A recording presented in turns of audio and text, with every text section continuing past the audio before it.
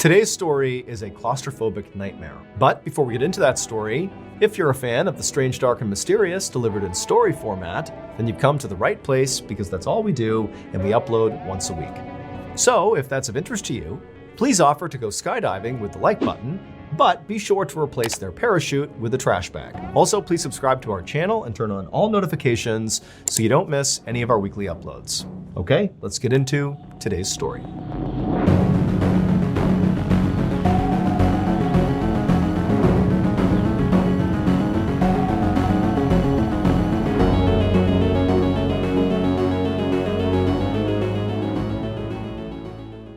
A little after 3 p.m. on March 22nd, 1959, a 20-year-old British college student named Neil Moss stood in a cavern about 1,000 feet underground in northern England.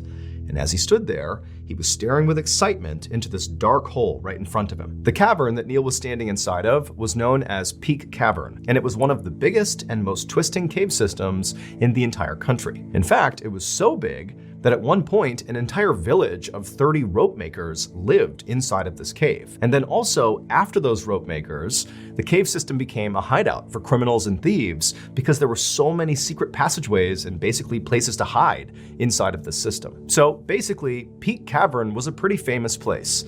And as a result, basically all of it had been mapped out or at least explored by scientists and spelunkers, except for this hole right in front of Neil. It was an entrance to a tunnel that nobody even knew about. Neil and the amateur exploration group that he was a part of had discovered this entryway about 2 weeks earlier. Now, neither Neil nor anybody else in this group had actually gone into this hole yet.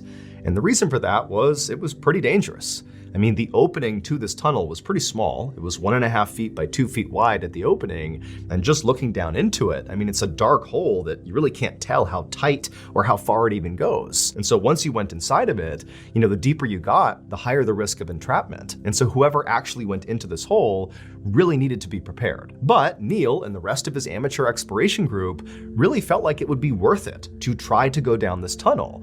Not just because nobody had done it before, but specifically, they thought there was a chance that beyond this tunnel, basically deep underground, if you followed it long enough, it could lead to another big open chamber that nobody had found before. And those types of big open chambers, whoever finds them gets it named after them. And so Neil and his group were thinking, hey, if we find this big chamber, it'll be named after us. We'll be famous, at least in, spelunking circles. But they also understood that there might be nothing at the other end of this tunnel. It could just be a dead end. But the only way to know for sure would be if one of the members of this group went into the hole. Now, in addition to a fear of being trapped in the hole, there were other big issues with blindly crawling into a tunnel no one's been in before. Like, for example, there could be a sudden drop-off, or running water, or some other hazard that whoever went into the hole wouldn't know about until they were facing it. And so naturally, everybody in this group was excited about the hole, but also a little apprehensive about being the guinea pig to actually go into the hole. And so after the group had kind of stood around the hole for a minute, kind of talking through who was going to do it, Neil had finally courageously volunteered to be the guinea pig. He would go down. And in many ways, Neil was kind of like the perfect candidate for this job. He was smart, he was strong, and most importantly, he was thin, which meant he could navigate a really tight space. The only drawback to Neil was he was pretty tall. He was over 6 feet. And generally speaking, the best cavers in the world are very short and thin because it allows them to get into the smallest, tightest spaces underground. And so Neil, who was standing over the hole, began to mentally prepare himself for what he was about to do. He pulled out his flashlight and he shined it straight down into this hole, which again is a pretty narrow hole, and it basically went straight down. And as he was shining it, he saw about 12 feet down, the hole kind of turned and you couldn't see what was beyond it. And so Neil knew the only part of this trip he would know about is that first 12 feet. Once he made that turn, everything beyond that was totally unknown. Literally no one in the world knew what was beyond it. But Neil was about to find out.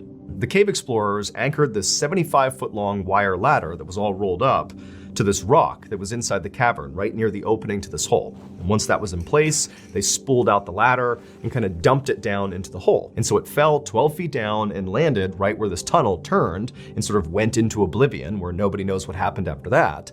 And so Neil, his job was going to be to go into this hole feet first, go down 12 feet, and then with his feet, as he kind of blindly crawled backwards, feet first, into the tunnel, he'd be kicking with his feet this ladder, extending it farther and farther into this tunnel. The idea was this ladder was his way back out again. So he's basically on top of the ladder, making his way, and at any point he can just grab the ladder and climb back out again. And so once the ladder was in place and all the cave explorers were kind of waiting for Neil walked up to the edge of the hole. He took a deep breath, and then he swung one leg into the hole, placed it on one of the rungs of the ladder, put his other leg on the ladder as well, and kind of tested it to make sure the rock that was anchoring the ladder could hold his weight. Once he was sure it could, he said goodbye to the explorers and then began his descent, feet first, down into the hole. As Neil slowly and carefully climbed down this ladder during this first 12-foot section, he felt the walls of this hole closing in on him. When he was close to the bottom of this first section, the walls were literally flush with his shoulders and back. I mean, this was a really tight space. And so finally he got to the very bottom of this 12-foot section, and he was about to step onto what he thought was another rung, because he can't actually see where he's going. He's just using his feet to feel.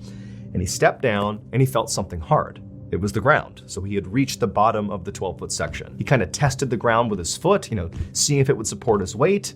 And after feeling confident, he stepped off the ladder and just stood at the bottom of the hole. At this point, Neil used his feet to kick the ladder that was still coiled up at the bottom of the hole into the next turn, into the next section of the tunnel that he'd be going down.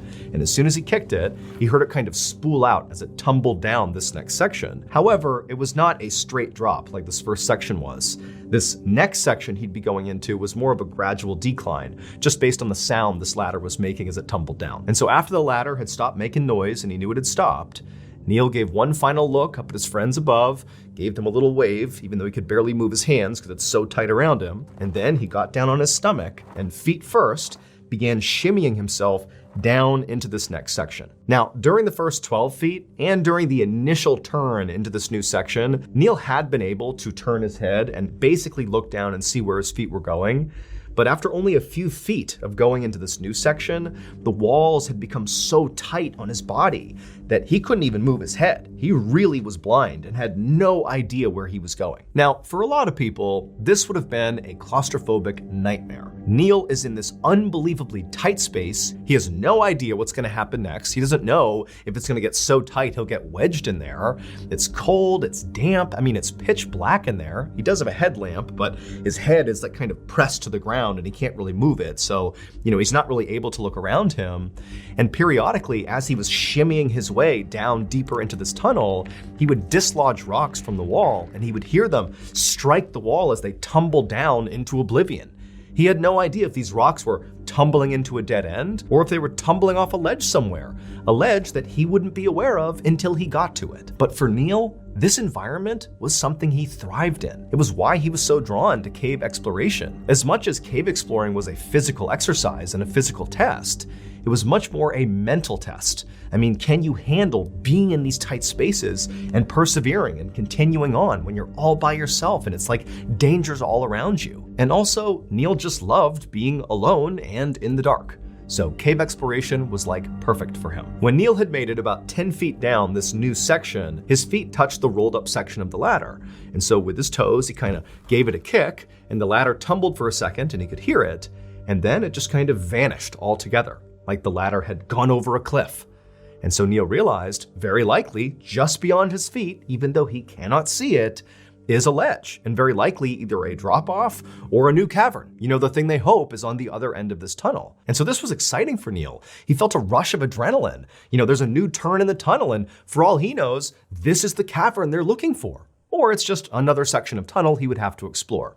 But either way, he's making progress. And so Neil very carefully scooched backwards until he felt the edge, at which point he let his legs go over the edge, he found his footing on the ladder, and it was at this point, when he kind of turned around a little bit, that he could see this was not some big open cavern he had found.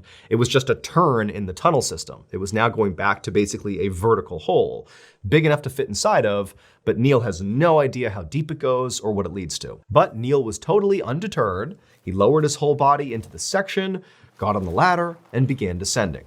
And very quickly, as he began this descent, The walls of this section, this new vertical section, were so tight, it was about 18 inches in diameter, that he actually couldn't just go straight down. His body didn't fit just trying to maneuver down. So the only way he could get himself to go down further was to shimmy himself side to side like a corkscrew, basically forcing his body deeper and deeper into this hole. And so Neil continued doing this for an additional 18 feet down in this new section of tunnel, which put him at a total of 40 feet down into this tunnel from the entrance where the rest of his friends were. And when he got down there, 18 feet down, he went to step onto the rung to continue his descent, but his foot hit rock. And he felt around with his feet, and he realized this tunnel did not lead to a big new chamber. It instead was a dead end after all. Now, just to be sure, Neil actually kicked as hard as he could. He's kind of restricted, but he kicked with his legs as much as he could to see if maybe this wasn't a true dead end. Maybe it was just an obstruction and he could clear it. But he could tell, after a few stomps,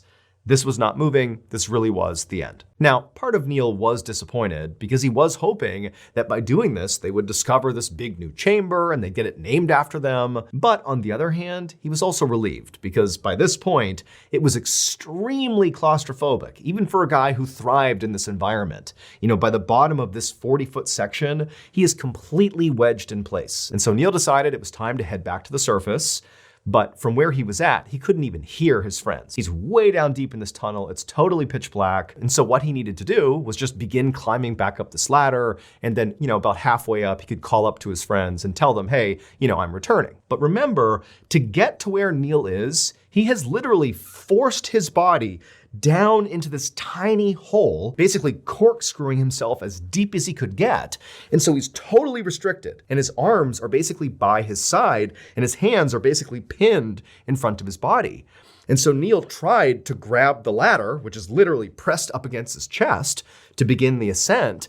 But even though his fingers could touch the rungs of the ladder, he couldn't actually move his arms to pull himself up the ladder. He could just hold the rung. That was it. But Neil had been in similar situations before, and what you do is you just use your legs. You drive with your legs and push your body up until your arms can go above your head, and then you continue the ascent. However, his legs also were basically in the same situation. It was so unbelievably tight around his legs that he couldn't lift his legs up. He could just basically wiggle his feet. Basically, there was no way physically for Neil to get himself out. He would need his team up above to pull him out. And so Neil began shouting as loud as he could, trying to get the attention of his friends up above, telling them, hey, I'm stuck, pull me out. And then also, as best as he could with his hands on the rung, he kind of pulled on the ladder, signaling to them like, hey, get me out of here. Now, he couldn't really hear anything up above. It was sort of muffled and, he couldn't tell if they were yelling back down to him. But as he was holding onto the ladder, he felt a little bit of tension, suggesting they were pulling on him. However, as he held on, waiting to be pulled up and out, he didn't budge. Despite the tension on this ladder clearly coming from the surface from his friends, he wasn't moving. And that's when Neil realized he had made a critical mistake. When he had reached the bottom of this tunnel, when he realized it was a dead end, he had stomped with his feet to confirm it really was a dead end. And when he had done that, he had inadvertently kicked the rungs of this ladder into a crevice, and then rocks, which he had heard kind of falling when he was kicking, landed on top of it, basically pinning the ladder in place. Basically, this ladder was now anchored inside the cave, which meant no matter how hard his friends on the surface pulled, they would not be able to pull the ladder up, which meant they couldn't pull Neil up. And Neil, once he realized this was the issue, he tried to move his feet to clear the rocks off the bottom of the ladder, but he couldn't. It was too tight around him. And so Neil was totally stuck. As many of you may know, aside from telling stories on this YouTube channel, I also tell stories on my flagship podcast, the MrBallen podcast, Strange, Dark, and Mysterious Stories. And in addition to that podcast, we over at Ballen Studios actually have a whole slate of other incredible strange, dark, and mysterious podcasts for you to enjoy. If you're into baffling and horrifying medical mysteries, well, check out my other podcast I host called MrBallen's Medical Mysteries. Or maybe you want to hear somebody else from Ballen Studios with a far better radio voice tell you a story, like Luke LaManna. Luke has 2 podcasts under the Ballen Studios umbrella. One is called Wartime Stories, which sort of mirrors what he does on YouTube, also called Wartime Stories. It's like the strange, dark, and mysterious meets the battlefield. And he also has a show called Redacted. It's brand new, and it delves into government conspiracies and cover-ups. It's wild. Ballen Studios also has shows that are just pure nightmare fuel, like Bedtime Stories with host Richard Weil, who looks into cryptid encounters, supernatural deaths, the paranormal, and everything in between. It's really good. And then of course, we have Run Fool, hosted by the iconic Rodney Barnes, who's like a true pioneer in the horror space. We were so lucky to be able to collaborate with him, and his show, which sort of delves into terrifying folklore, is just one of a kind. You gotta check it out. So if any of these shows appeal to you, make sure you go check them out by just going to any podcast platform and looking up Ballen Studios, and boom, you'll see all of our shows. Make sure you follow along and tune in each week for new episodes.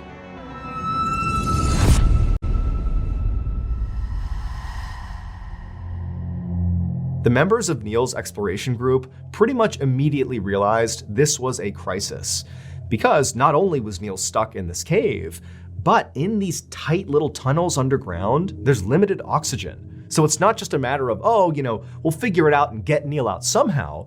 It's like, no, you have a limited amount of time before Neil runs out of oxygen down there. Even if you come up with a solution, it might be too late. And so immediately, members of the exploration group left Peak Cavern to go get help. And before long, over 200 people had flooded the cavern, including a mountain rescue unit and a coal mining extraction team and a whole bunch of civilians who were all there to try to figure out how to get Neil out. Now, at first, Neil was very optimistic about his recovery. He could hear clearly all the commotion 40 feet above him. He couldn't fully discern what was going on there, but he could clearly tell a major rescue operation was afoot. And so as ropes were cast down and ladders were cast down to try to get him out, and they continued to fail, and as the air he was breathing began to thin out and it was getting harder to breathe, Neil's reaction was to kind of be positive. He actually began cracking jokes and calling up like, hey, how much longer do I have to wait down here? But as the minutes turned into hours and none of the efforts by any of the rescuers were working, Neil began to panic. His heart was racing, not only from his nerves, but also because he was running out of oxygen. He had begun to grit his teeth really hard to kind of control his fear, but he was really starting to lose it. At one point, the rescuers threw down an oxygen mask for him to breathe because it was clear the air was becoming a real issue. But even though the mask literally tumbled down and hit him right on the head, so it's right here, he couldn't get his arms up to put the mask on. And so there it is, salvation, but he couldn't use it. And so before long, Neil sort of began drifting in and out of consciousness. One moment he'd be calling up to his rescuers, asking for an update. The next, they'd call down to him and get no response. Clearly, this situation was becoming dire. Now, to this point, the way the rescue had gone was the rescuers were basically throwing equipment into the hole, be it ladders or ropes or oxygen masks for Neil to grab onto or put on him, and they were hoping that basically Neil could get himself out of the hole. Because the great fear was, if we send a rescuer, or rescuers plural, into this hole to get him, they could get stuck, and now we have an even bigger problem. But when Neil began losing consciousness, when they couldn't get him to call back to them, they knew they were genuinely running out of time. And so they began pumping oxygen into the hole to hopefully buy some extra time. And then they decided, we gotta send someone into the hole. Someone has to go in there, get Neil, and pull him out. And so one by one, these courageous rescuers went down into the hole, and 8 times they tried, and 8 times they failed. All 8 either got stuck along the way or they passed out along the way.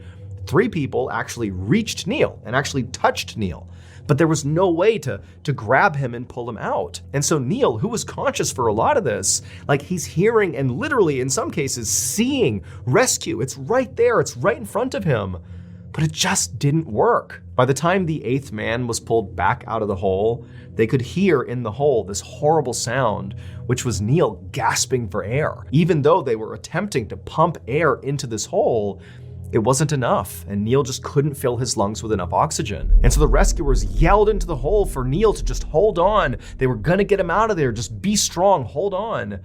But by this point, Neil, he wasn't even saying anything back. He just continued making these awful gasping sounds. By about 7 p.m., when Neil had been stuck in this hole for 4 hours, the rescuers decided to send one more guy into this hole, this really small civilian. And he went down there with a rope to attach around Neil and hopefully pull him out. And this little civilian managed to get all the way down, all the way to Neil. And when he found Neil, Neil was unconscious, but alive. And the rescuer put the rope around Neil's shoulders and then signaled to the surface to begin pulling.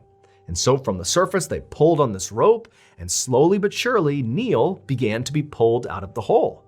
And he moved about 18 inches, being monitored by the civilian who was down there. However, because they were pulling so hard on this rope to get Neil to move, the pressure from that rope was basically crushing Neil's chest, and he stopped breathing. And the civilian who was down there with Neil noticed it and yelled up to the group to stop. And they had to take the rope off because, yeah, they might be able to pull him out this way, but they would kill him. He would suffocate. And so once the civilian rescuer came out of the hole, he told the group, like, look, Neil's body is simply too big to be yanked out of the hole safely. He needs to be conscious and able to contort and twist his body, basically undoing what Neil did to get down there in order to get out again. Like, we need his participation, and he's unconscious, so we can't do that. And so at this point, the rescuers were totally desperate. You know, they know Neil is still alive. They can hear some of his ragged breathing coming out of the hole, but they knew they had to do something drastic right now or Neil was going to die. And so they came up with this plan for this even smaller rescuer, this woman, to go down into the hole, get to Neil, and break his collarbone to try to shrink his body to be able to pull him out. And so this woman, she goes down there and she reaches Neil, but she failed to break his collarbone. And so she too had to come out of the hole, leaving Neil behind. And so once the woman came out of the hole, it became clear to the rescuers that Neil was not getting out of this hole, even though he was just 40 feet away and at this moment still very much alive. They could hear his ragged breathing, but there was just nothing anybody could do. And so one of the rescuers called Neil's father and told him, you need to come out to Peak Cavern. Not long after that, Neil's father, Eric Moss, arrived at Peak Cavern. Now, he knew going into this that his son was stuck. That's why he got the phone call to come out here. But he did not understand just how dire the situation really was. But as soon as he got to Peak Cavern and saw all these vehicles outside and the hundreds of rescuers coming in and out of the cave with these sad, dark expressions on their faces, Eric knew this was really bad. And so Eric made his way into Peak Cavern, and for hours he just hoped and prayed that whatever was happening would be enough to get his son out. And for hours, Eric just stood there in Peak Cavern, hoping to see his son emerge from the hole, hoping to come up and say everything is okay, but he didn't. And things only got worse. It eventually began to rain, and unfortunately, Peak Cavern, and specifically the hole that Neil was stuck inside of, flood when it rains. And so as rainwater is pouring into this cavern and Neil is still alive but stuck in this hole, they had to make the heart-wrenching decision in front of Neil's father to abandon the operation and get out of the cave, knowing Neil was going to die. Rescuers were finally able to get back into Peak Cavern at about 3 a.m. on March 24th, which is approximately 36 hours after Neil got trapped. By this point, the rains had subsided, the flood had cleared, and so they went in there hoping for a miracle. And when they got to the hole and listened into it, they actually heard Neil still breathing. He was still alive, but it was very clear he was at the end of his life. And all they could do was just sit around this hole and listen as Neil took his last few final ragged breaths. And then eventually they listened as Neil took his final breath and the hole went silent. Now, at this point, it was too dangerous to send anybody back down into this hole, and so no one could get physically close enough to Neil to actually confirm that he really is dead. However, after the hole remained silent for quite a while, a doctor who was on site did walk over and declare Neil dead. And so at this point, the rescue operation became a recovery operation. However, as rescuers were getting ready to go back down into the hole to retrieve Neil's body, it was at this point that Neil's father, Eric Moss, who had been there this whole time and had been witness to the doctor declaring his son dead, it was at this point that he stepped in and said, "Stop, get everybody out of the cave. I don't want anybody else to lose their lives." And so ultimately, Eric made the decision to leave his son's body where it was. Eventually, once it was 100% certain that Neil really must be dead at this point, they would fill in the hole that Neil had climbed down inside of with loose rocks from the cave, entombing him inside of it forever. And in his memory, the tunnel that Neil died inside of was named after him. It's called Moss Chamber.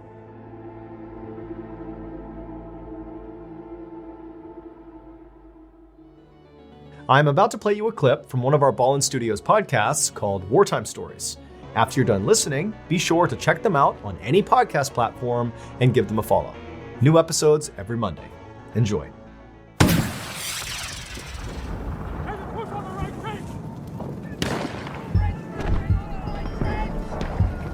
The story you are about to hear comes from the front lines of World War I, a place where many men lost everything: their friends, their limbs, their lives.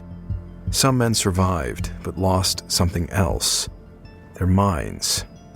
Perhaps born out of the delusions that any man might suffer when taken from his ordinary life and subjected to an unfamiliar and hellacious environment that pushes both his body and his mind to the breaking point. Some of these young men returned home with far more than the usual stories of combat.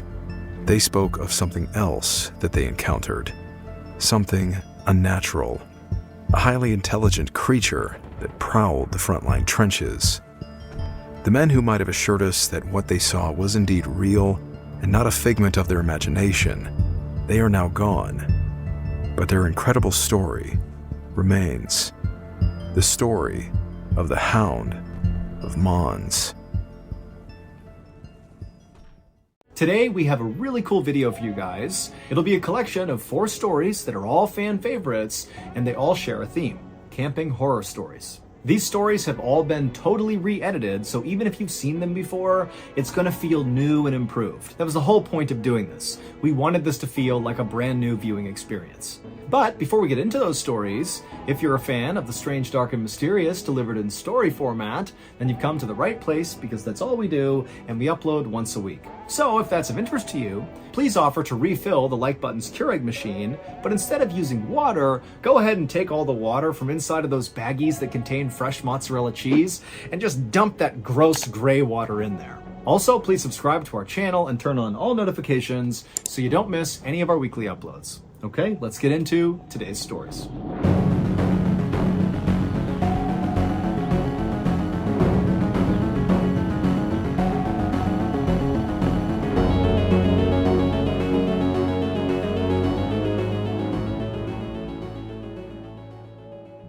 In April of 2020, a 17-year-old named Sam, who was an avid outdoorsman, decided to go on a one-night hike in the Superstition Mountains in Arizona. The mountain's name has a bunch of supposed origins, but the one that's generally accepted is people are afraid of the Superstition Mountains because of all the mysterious deaths that have occurred there. And so because people would avoid these mountains in fear of mysterious death, it became these superstitious mountains. But Sam was not superstitious and regularly came out here to go hiking, in particular on this 8-mile loop that went through a canyon. And so this one night overnight he planned on doing was going to be on that 8-mile loop where he'd do 4 miles in, camp out, and then 4 miles back. And he planned to do it with a friend, but his friend at the last minute canceled, and so Sam teetered on not even doing it, but ultimately decided, okay, I'll just do it by myself because I'm very familiar with this area. On the day he was supposed to go do this hike, he had planned on getting there early in the day to have maximum lighting, but due to some unforeseen circumstances and traffic and bad road conditions, he didn't get to the trailhead until 5:45 p.m. that night. Sam knew it was a bad idea to start this hike so late because he was going to run out of daylight.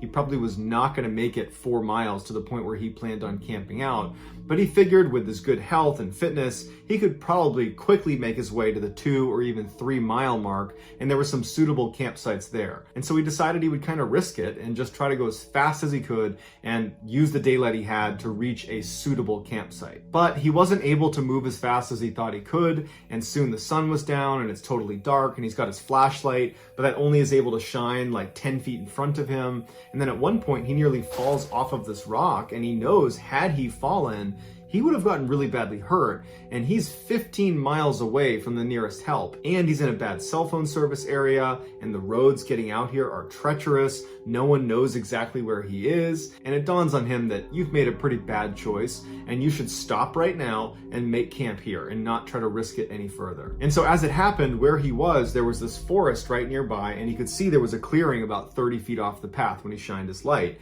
And so he walked into that clearing, and he found it was a great spot to make camp. And in fact, on the edge of this clearing was the remnants of a fire pit. It was very old, but it at least showed someone had camped out right here, and they seemed to have made it just fine. So suddenly he was feeling pretty smart, and he felt pretty good about where he was staying for the night. Now, Sam intentionally did not bring a tent. He liked to sleep on a sleeping pad with a sleeping bag over that, and then he would string up a tarp over the top of him in case it rained. And since this clearing was surrounded by a bunch of pine trees, he was able to string up his tarp over the top, and it was perfect. And pretty soon he had a fire going, and then he cracked open a can of beans, and he began eating his dinner. And as he was eating, he started to get a sense that something was off, something was not right. He began scanning the tree line as if he was going to find something out of the ordinary, but his visibility was incredibly limited because he was sitting right up against a fire. And if you've ever sat next to a fire in a dark forest, your visibility is like 5 feet in a circle around the fire. You really cannot see beyond that. And his vision was also limited by all the pine trees that encircled his clearing. So he really could only see what was immediately around him, nothing else. And he starts thinking, that's gotta be it. Maybe I'm just nervous because I have no visibility. But as he's rationalizing this kind of bad gut feeling, a rock the size of a marble comes soaring into the campsite and lands at his feet. And he looks down at the rock, and immediately he connects that to that sense of dread he had. And he's looking around a little more aggressively now, but again, his vision is very, very limited. And so for the next 15 minutes, Sam is really aggressively scanning the tree line and listening really intently, and he doesn't hear anything. He doesn't see any more rocks get thrown. And so he begins to rationalize and convince himself that there's nothing wrong here. That feeling I have, oh, don't worry about that. He starts telling himself, I must have kicked a rock. That's what it is. Or maybe a rock fell off a tree. But either way, it's something totally explainable and you got nothing to worry about. And after a little while, he convinced himself and he got into his sleeping bag under his tarp and he went to sleep. A couple of hours later, Sam wakes up and he has that same sense of dread, and now it's back with a vengeance. And he can't hear anything, he can't see anything, but he's definitely feeling like something is wrong. And at that moment, as he's listening really intently and looking really carefully, he hears the sound of rustling leaves. It sounds like someone walking through leaves about 30 or 40 meters away from his campsite.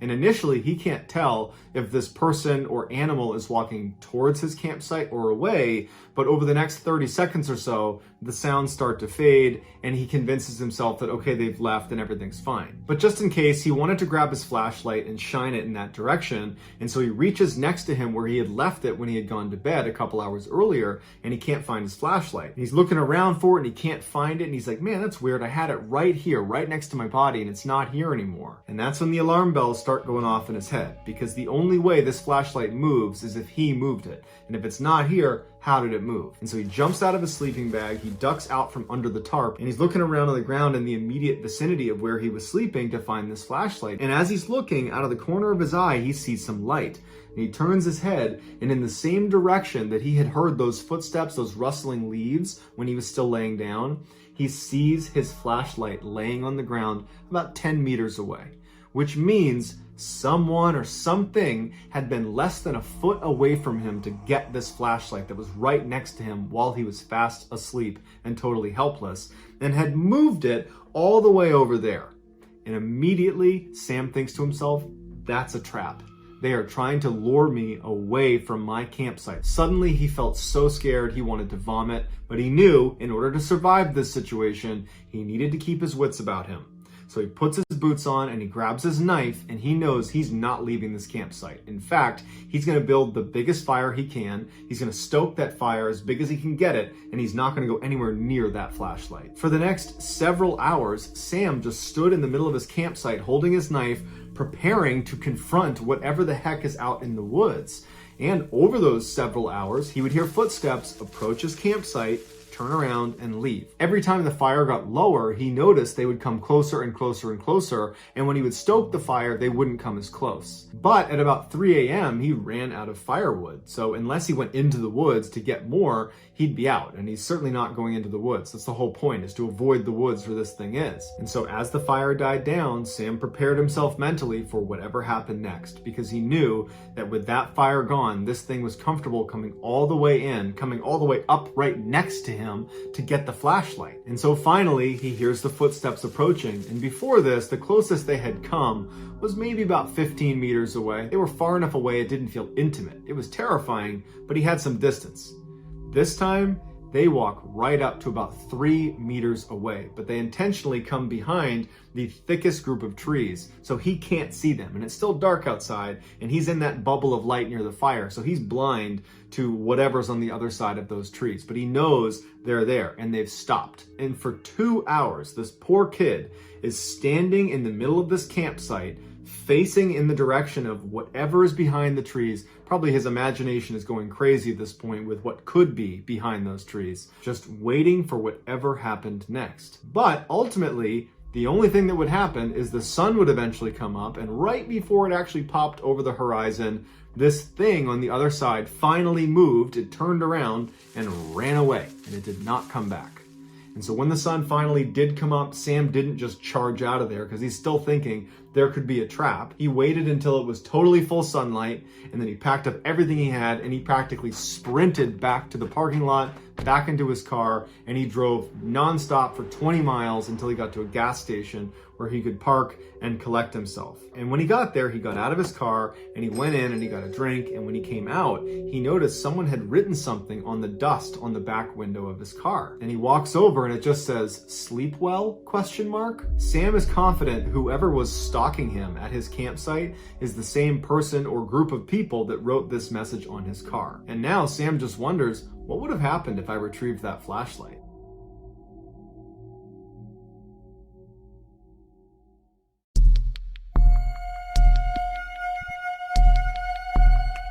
In 1982, a very outdoorsy teenage girl and boy who had recently started dating decided to go camping in Maine. Around 1 a.m. on the first night they were there, the girl wakes up because she has to go to the bathroom, and she's about to unzip her tent when she stops because she hears some strange noises coming from outside their tent. It wasn't that loud, but it sounded distinctly like something was digging in the ground. But she really had to go, and she figured, you know what, it's probably just some small animal or something.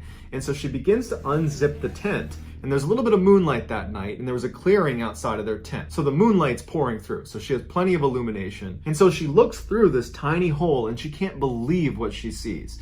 It is a grown woman squatting down about 2 or 3 feet away from their tent. Her back is to them, so she can't see that she's looking through the tent, and she's feverishly digging into the ground in front of her. The girl literally falls backwards into her tent. She's so startled by what she sees, and she lands on her boyfriend, who immediately gets up, and he's like, "What's going on?" And she goes, "Shh," and she points at the little hole where she had unzipped the tent, and she goes, "Look." The boy is confused, but he can tell his girlfriend is very serious, so he sits up quietly and he looks through the little opening in the door and he sees the digging woman. The boy recoils and looks at his girlfriend and he's like, "What is going on out there?" He takes a flashlight and she's telling him, "Don't do it." And he opens up the tent a little bit more and he aims his flashlight directly on this woman. And this gets her attention and she stops digging and she stands up slowly and she turns around and faces them, and she's got no expression. She's not giving them any indication why she's there. She's not acting aggressive. She's not acting scared. She's just completely neutral. And she stands there staring at them for quite a while before turning around and just walking away from their campsite. And after a little while, when they were pretty certain she was gone, they open their tent all the way, they go outside, they kind of scan around with their flashlights and she's nowhere to be found, and they go to where she was digging, and it's just this weird 4-inch deep hole in the ground. There's no rhyme or reason to why she was doing that. And so after sitting there wondering what they should do, they settled on, well, tomorrow we'll tell the park rangers that she was here and maybe they'll do something about it. And so feeling pretty confident that this woman's not going to come back, They both go back into the tent, they zip it shut, they get in their sleeping bags, and they're about to go to sleep when they hear someone running towards their campsite. And they know it's this woman. They immediately unzip the tent and they look out, and now the woman's not digging anymore. She's rummaging through some of their stuff that's outside of their tent. And the way she's doing it, they described as monkey-like. She'd pick something up, look at it, and throw it over her head. She'd pick the next thing up, throw it over her head, back and forth, just throwing things behind her. And so the boy gets out and he shines a light on her and goes, "You need to leave." And she doesn't react. She just keeps flipping through all their stuff until he gets pretty forceful and says, "You need to leave right now." And at that point, she kind of stops and looks at him like, "Huh, what are you doing here?" And then she gets up, turns around, and walks away. Now the couple really doesn't know what to do because she's clearly willing to come back after being confronted. But they stayed outside their tent for about 15 more minutes, shining their light and making lots of noise and treating her like she's an animal. And they're just trying to scare her away from the campsite. And after a little bit of time, they thought, okay, there's no way she comes back now because, we were pretty aggressive with her this time and she seemed to really get it. They both do go back in the tent, and as soon as they zip it shut, they hear her come running straight back to the site, like she was literally waiting in the wings for when they went back in the tent. And this time she runs back to the hole in the ground and she's just feverishly digging into the ground as fast as she can. And this time they come out of their tent and they're mad and they are screaming at this woman to get the F out of here. What are you doing? And this seems to kind of frighten the woman, who gets up and she looks at them like, "Why are you yelling at me?" And she runs away, and it looked almost animalistic the way she was running away, like she was feral. The boy and the girl are totally shaken up at this point. It's about 1:30 in the morning and this woman just keeps coming back to their site and they don't know what to do about it. So they turn on some lanterns and they turn on their flashlights and they decide, we're just going to stay outside until the morning. That way we know she doesn't come back and doesn't steal anything from us. But by about 3:30 in the morning, they've been outside for 2 hours. They're getting cold. They're super tired. The woman's nowhere to be found.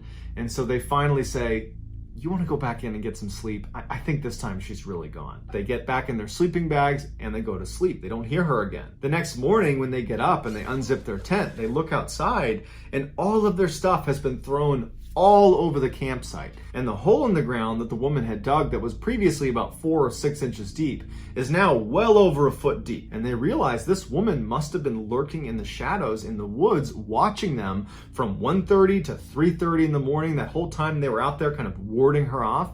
She was just waiting, just watching them the whole time in the shadows. And as soon as they went into their tent, she must have given it a little bit of time, but then she ran right back over and she ransacked their site. But the strangest thing was, after they looked through all of the stuff she had chucked around, nothing was missing, and there was some pretty expensive stuff that was laying out that she could have taken but didn't. After they picked up their site, they went to the park ranger and they told them about what had happened, but the ranger has no idea what to make of it. He's never heard of such a thing. And so the couple just leaves that day because they're not about to spend another night here. And to this day, they have no idea why this woman was running onto their site and digging into the ground and rummaging through their stuff. It was like she was just a wild animal.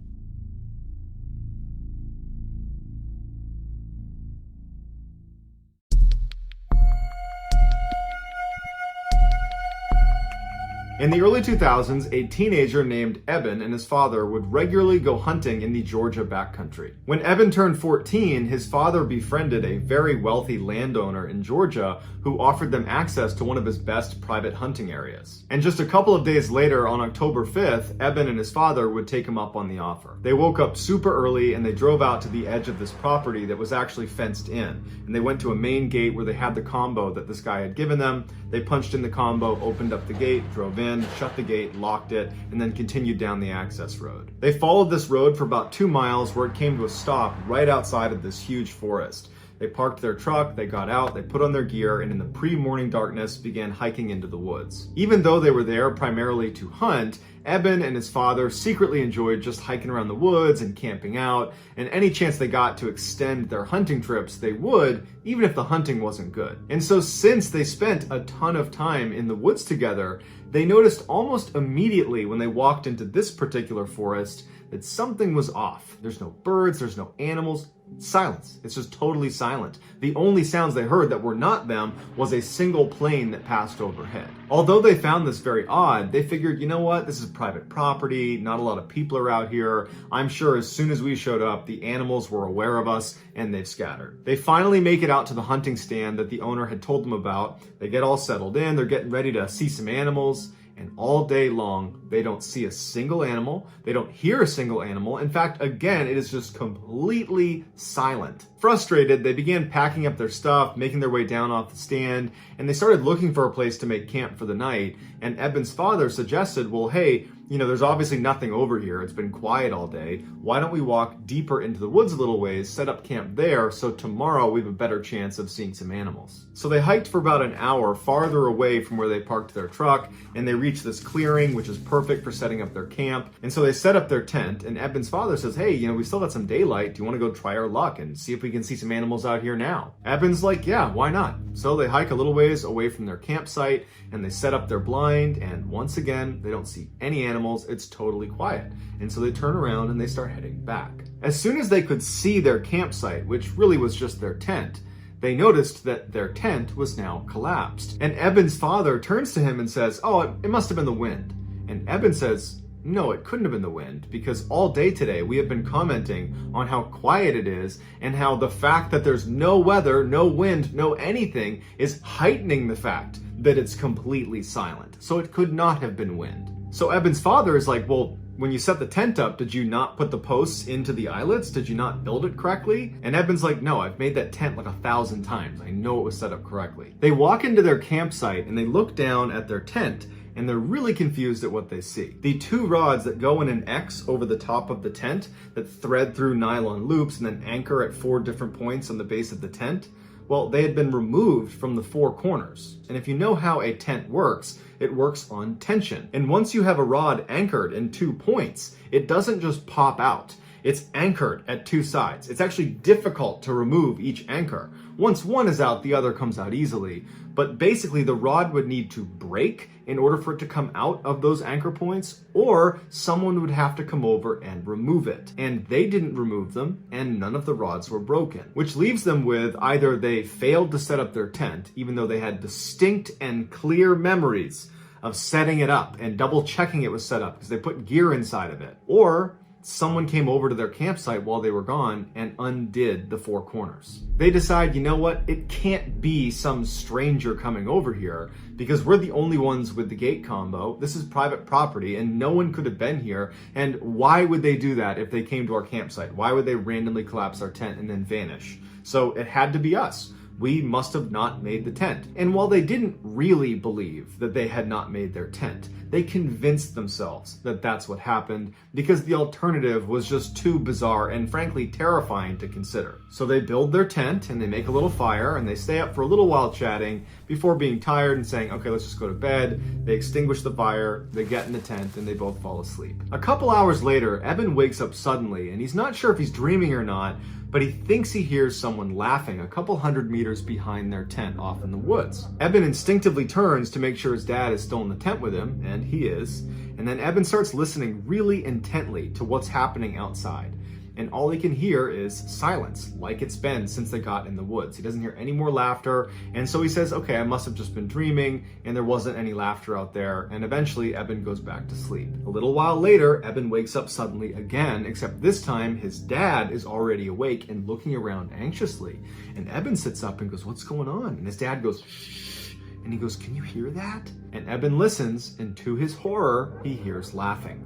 He wasn't dreaming before. Eben also realizes the laughter is not coming from the same area he heard it. It's now coming from the opposite direction, and it's a lot closer to them. Eben very quietly and carefully explains to his dad that he actually heard this laughter a couple hours earlier, and Eben's father turns to Eben and says, before we came out here, I asked the owner, should we expect any other hunters or campers or anybody nearby? And the owner said, this is private property and it's fenced in. There is no one there but you guys. After this revelation, they both turn their attention back to just listening because they're hoping this is just gonna stop and whatever this is just gonna leave. But it doesn't leave. they hear footsteps running towards them from way off in the forest. And it's so quiet, it's really easy to hear these footsteps. And whatever this is charging towards them. And then it comes to a complete stop right at the edge of their clearing. At this point, Eben is now grabbing onto his father. Eben's father is holding onto his rifle and he's getting ready to open the tent to confront whatever is out there. And right before he grabs the zipper, this person, whatever it is, starts laughing again. And it's practically right on top of them. It's so loud. They can hear it clear as day right there, right outside their tent. And Eben's father takes a deep breath. He grabs the zipper, and as soon as he begins moving it, the sound the zipper made causes the laughter to stop. They don't hear footsteps, so they know probably something's still out there. But the laughter stops like it's recognized that they're making noise. They're right there. There they are. They're in the tent. Eben's father freezes with his hand on this zipper, and he's debating whether he should go outside or not. And before he can even make that decision, whatever this thing is turns around and runs back into the woods, and it's just gone. And for several minutes, they just sit like that in total silence, praying that whatever this is gone for good. And after several minutes, when they don't hear anything, there's no more laughing, there's no more running, Eben's father re-zips up the tent, puts his hand back down, and they're both left just sitting there thinking, what the heck just happened? Eben and his father would stay up all night, and they would barely speak, because whatever this thing was had heard them when they moved the zipper. And so they were really afraid of making any sound, even little sounds, because it's so quiet, sound travels really far, and they don't know who or what is out there. And so in silence, holding their guns, they're just waiting for the sun to come up. And as soon as it did, they were up and out of there, literally running out of the forest, checking over their shoulder the whole time, all the way back to their truck. And so to this day, they have no idea who or what the heck was running around out there. And they told the owner of the property about it. And the owner just said, it's not possible. We have a totally gated in private piece of property, and there are cameras watching the only entrance. And you are the only ones that went in or out over that time period. And prior to that, we monitor this property. Nobody else was in there.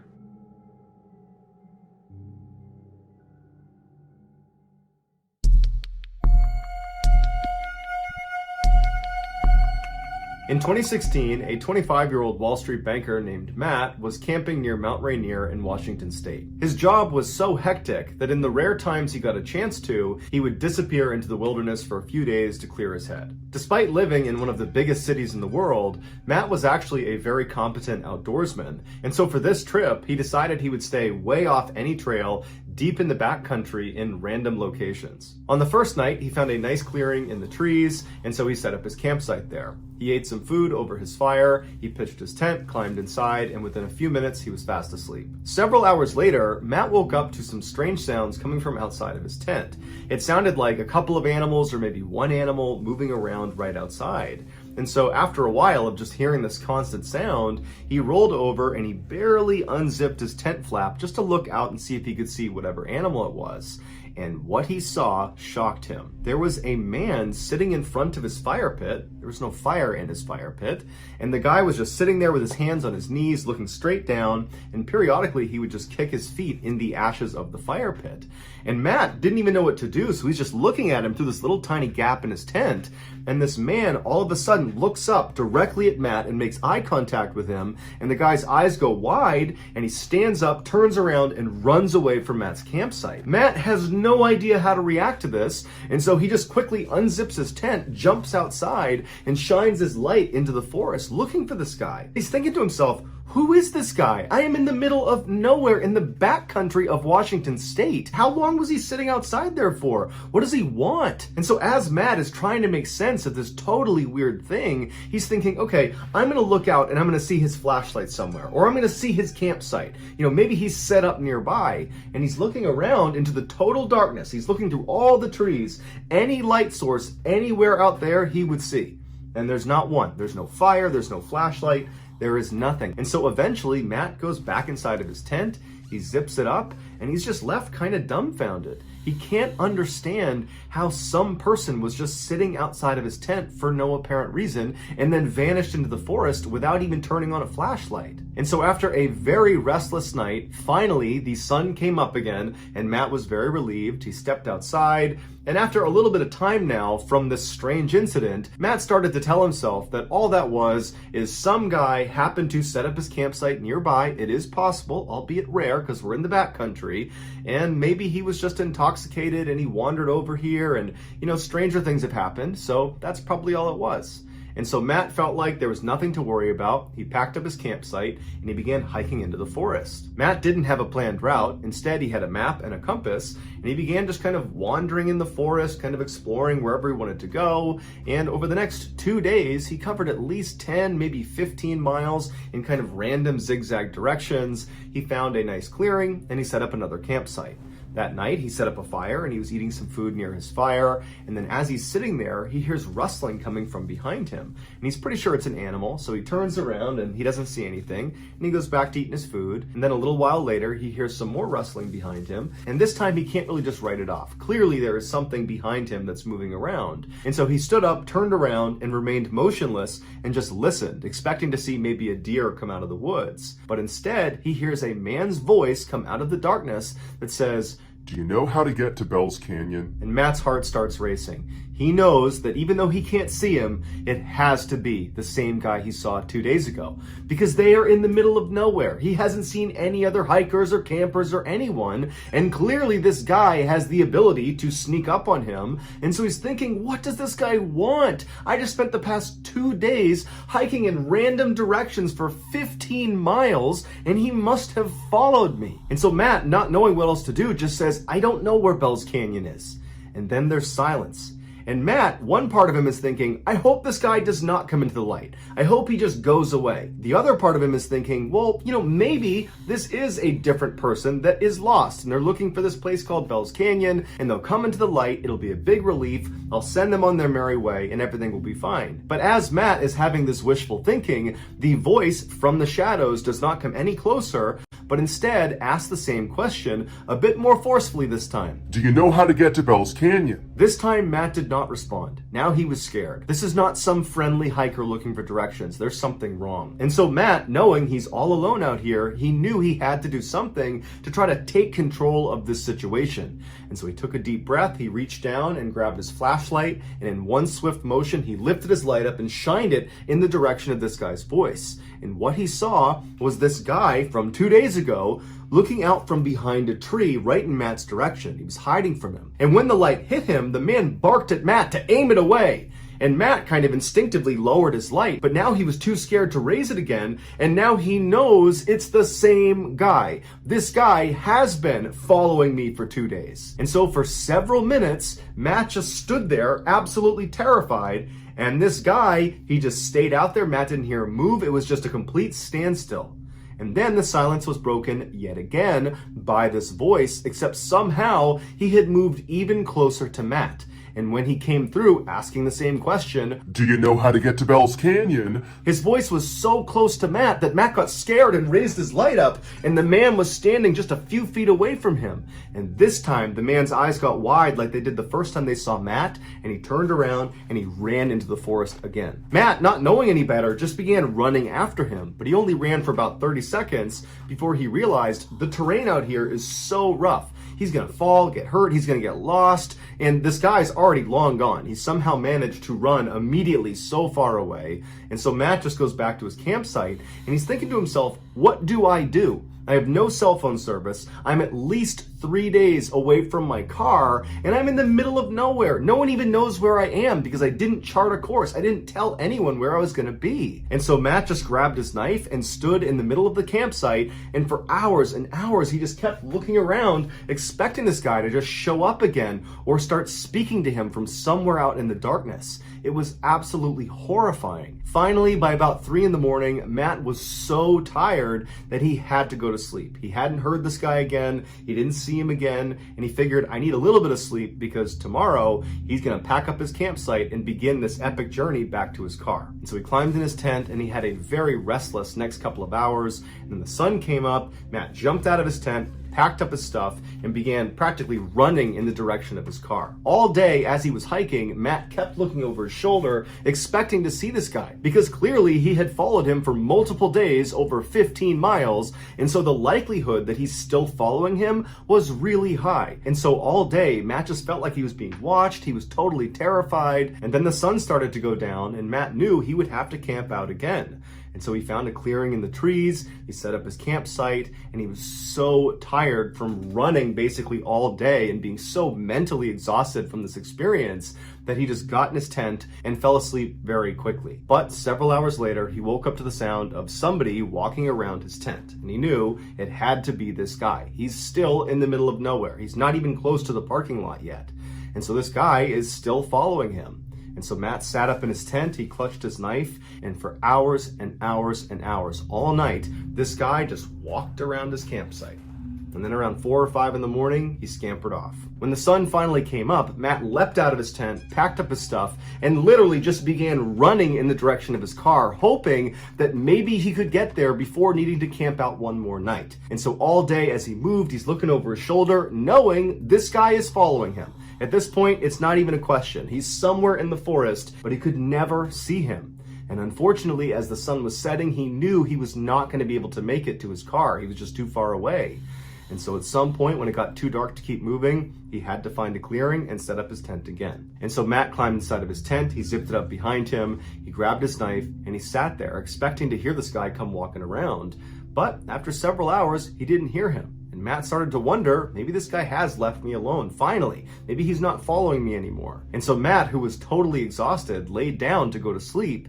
And then as he's laying there from somewhere out in the woods, Do you know how to get to Bell's Canyon? Matt immediately sat up. His heart began racing so fast that he actually was concerned he might have a heart attack. And he didn't know what to do, he didn't know what to say, so he just sat there holding his knife. And then this guy began running past his campsite, making animal sounds, and he would stop periodically and moan and grunt, and he'd kick up leaves, and then he'd run past his campsite again, over and over and over again, until the sun finally came up and this guy scampered off back into the woods. Matt didn't waste any time. He leapt out of his tent, packed his stuff up, and ran all the way back to his car. When he finally got inside of his car, shut the door, and locked it, he cried tears of joy. He was so unbelievably relieved. And he peeled out of the parking lot. He got to a nearby hotel. He finally got cell phone reception, and he considered calling the police about this guy, but he thought, what am I going to tell them? He didn't commit a crime. He was just terrifying. And so he decided not to call the police. He finally flew back to New York, and he just had to accept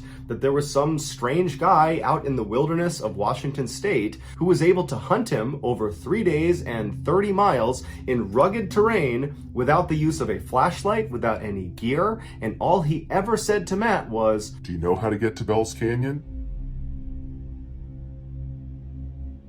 Wait, don't go anywhere. We actually have a bonus story for you. This final story has quickly become one of the classics on this channel. It's a story about a forest in Connecticut that is actually illegal to enter, basically because of maybe paranormal activity out there, we don't know, but it is actually illegal to go into this forest. There's a whole crazy story around it. I actually told the story on a live stream recently about Dudleytown, and so we went ahead and took that footage, we edited it, made it really pretty, and now you get to watch it in case you didn't see it live. Enjoy.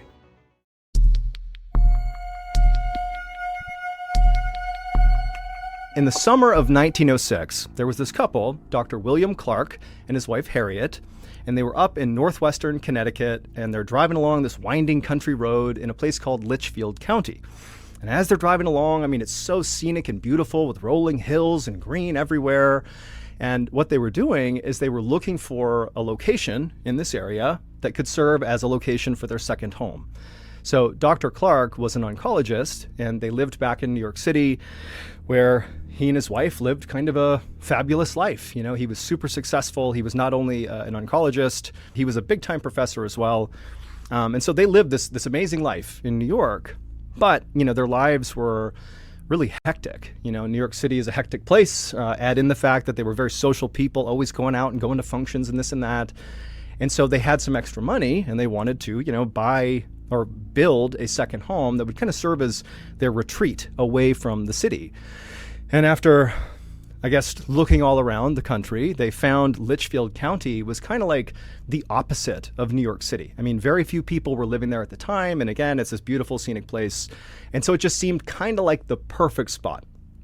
So again, Dr. Clark and Harriet, they're just driving along, beautiful day. And they eventually, in Litchfield County, they eventually reach this beautiful red wood-covered bridge. And they go over it, and when they get to the other side, their field of view opened up because there weren't as many trees right on the other side of this bridge.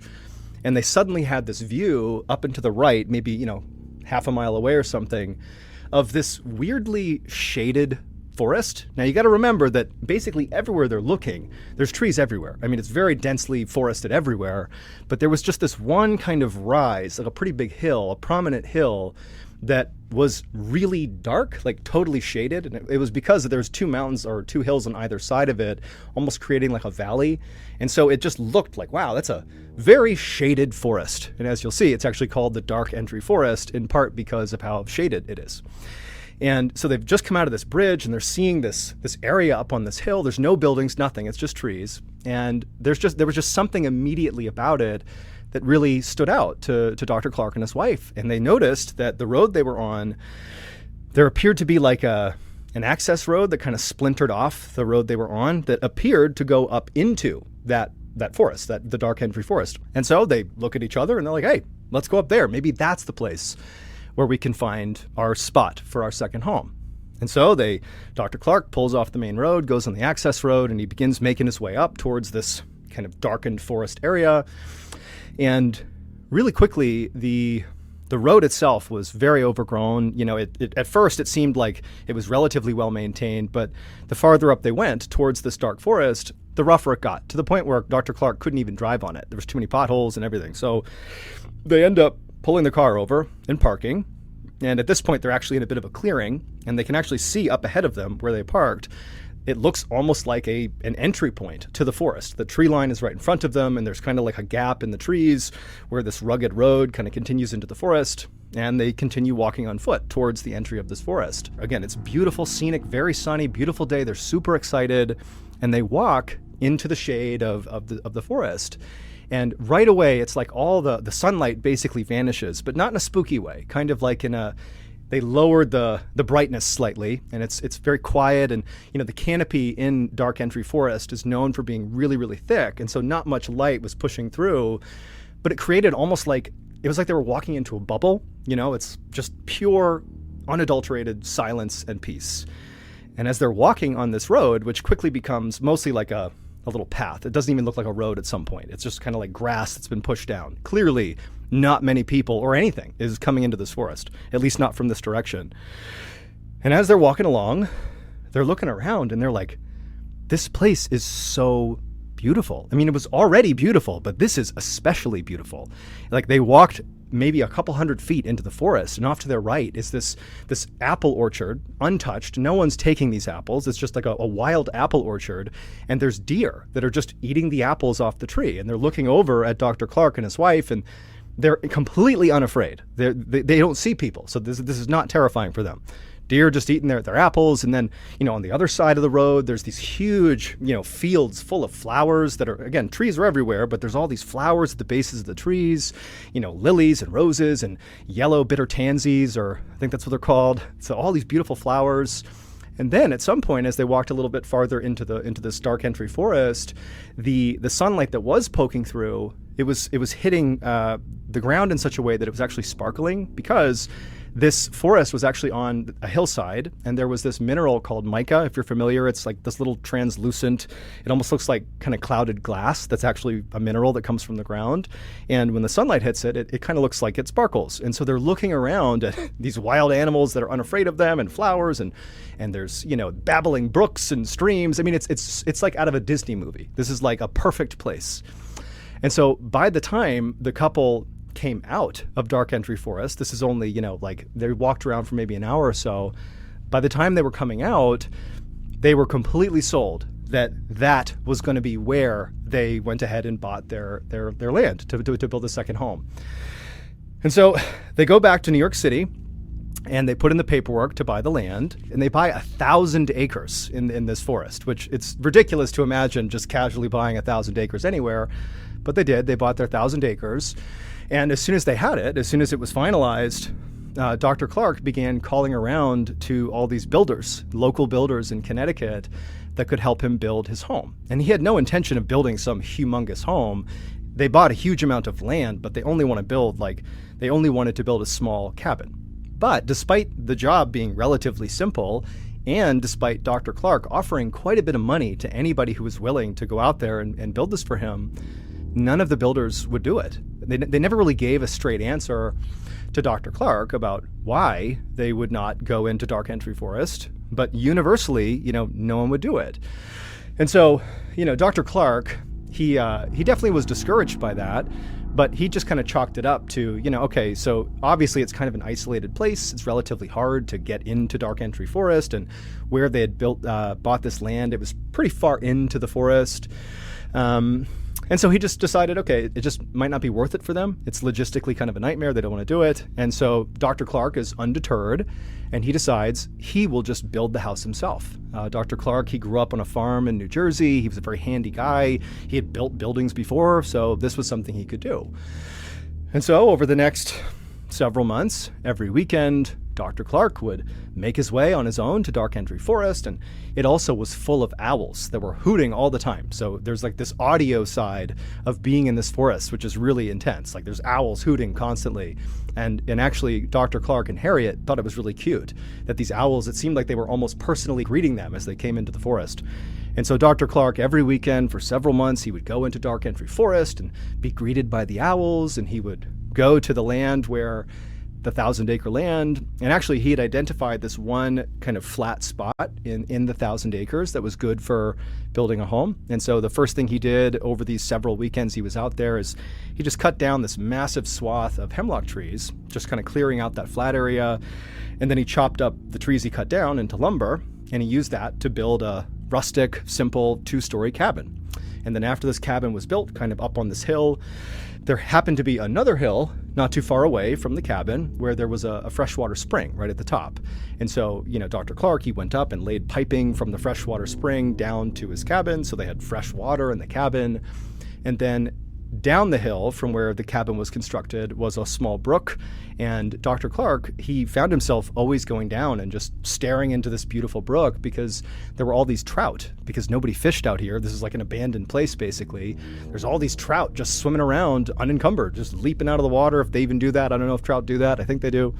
And so he ended up actually building a swimming pool right next to the brook, specifically so he could sit in the swimming pool and watch the trout. And so by Thanksgiving of that year, so 1906, by Thanksgiving, the property was done. The cabin had been built, everything was done. And so that holiday season, Dr. Clark and Harriet and their whole family would come out and they would spend the holidays, sitting in their pool, watching the trout and just having a wonderful time. And really for many years, every summer and every major holiday, the Clark family would come out to their beautiful dark entry cabin and they would stay there. And it was really perfect. That is, until 1918. In 1918, in the summer, Dr. Clark and Harriet were at their cabin and they were having a nice time when Dr. Clark got word that he was actually being called back to New York City for an emergency. Remember, he's an oncologist, so these things happen, and he was called back. And for whatever reason, Harriet, who normally likely would have joined him and just gone back to New York with him, she decided to stay. I mean, they've been coming here for years by this point, so she probably felt somewhat comfortable, although admittedly she was very unhappy about this. She didn't want to be there alone, but again, she decides to stay. But she tells Dr. Clark, because she didn't know how long he would actually be in New York, and he didn't really know either, but she said, "You got to promise me you'll be back here as soon as you possibly can." And Dr. Clark would tell her that, "I'll do my best. I should be back here in maybe, a couple of days from now. And I promise you I will come home as soon as I possibly can." And so Dr. Clark packs up his things and he and his wife, they leave their cabin. They, walk their way down the trail, listening to the owls and looking at the mica sparkling on the ground. And they leave the forest and they make their way to a nearby train station, which actually was not that far away from the entry to the forest. And Harriet dropped off her husband and she watched, as he, boarded and it began taking off and he disappeared to go to New York. And Dr. Clark, as he's vanishing, traveling on this train, he's thinking to himself that, okay, I'll be in New York just for a couple of days. I'll be home. I'll be back in no time. Little did he know, over the course of time he was going to be in New York, his wife would endure something that is just truly horrifying. So, before I explain to you what happened after Dr. Clark left, you need to understand some history about this forest. History that Dr. Clark and Harriet did not look into before deciding to purchase these 1,000 acres. Because had they done the research into this area, they likely would not have bought the land. So there actually used to be a town that was settled in the Dark Entry Forest. It was called Dudleytown, and it was settled in the 1740s. And at first it was just a couple of families just getting by, but pretty quickly it grew to about 30 families and several structures and houses and the whole nine yards. Like, it's a small community inside of this beautiful forest, and things were great. For a small town in the 1700s, things were stable. But starting at the end of the 1700s, like in the 1790s up till about the 1800s, things started to go really, really badly in Dudleytown. And in fact, because of how badly it went, it earned this, the conclusion was that Dudleytown had to be cursed. And that lore had stuck around, which is actually why those builders refused to do the work for Dr. Clark, because they believed it was a cursed place. So this is what led to it being believed to be cursed. And I'll tell you, it's pretty creepy.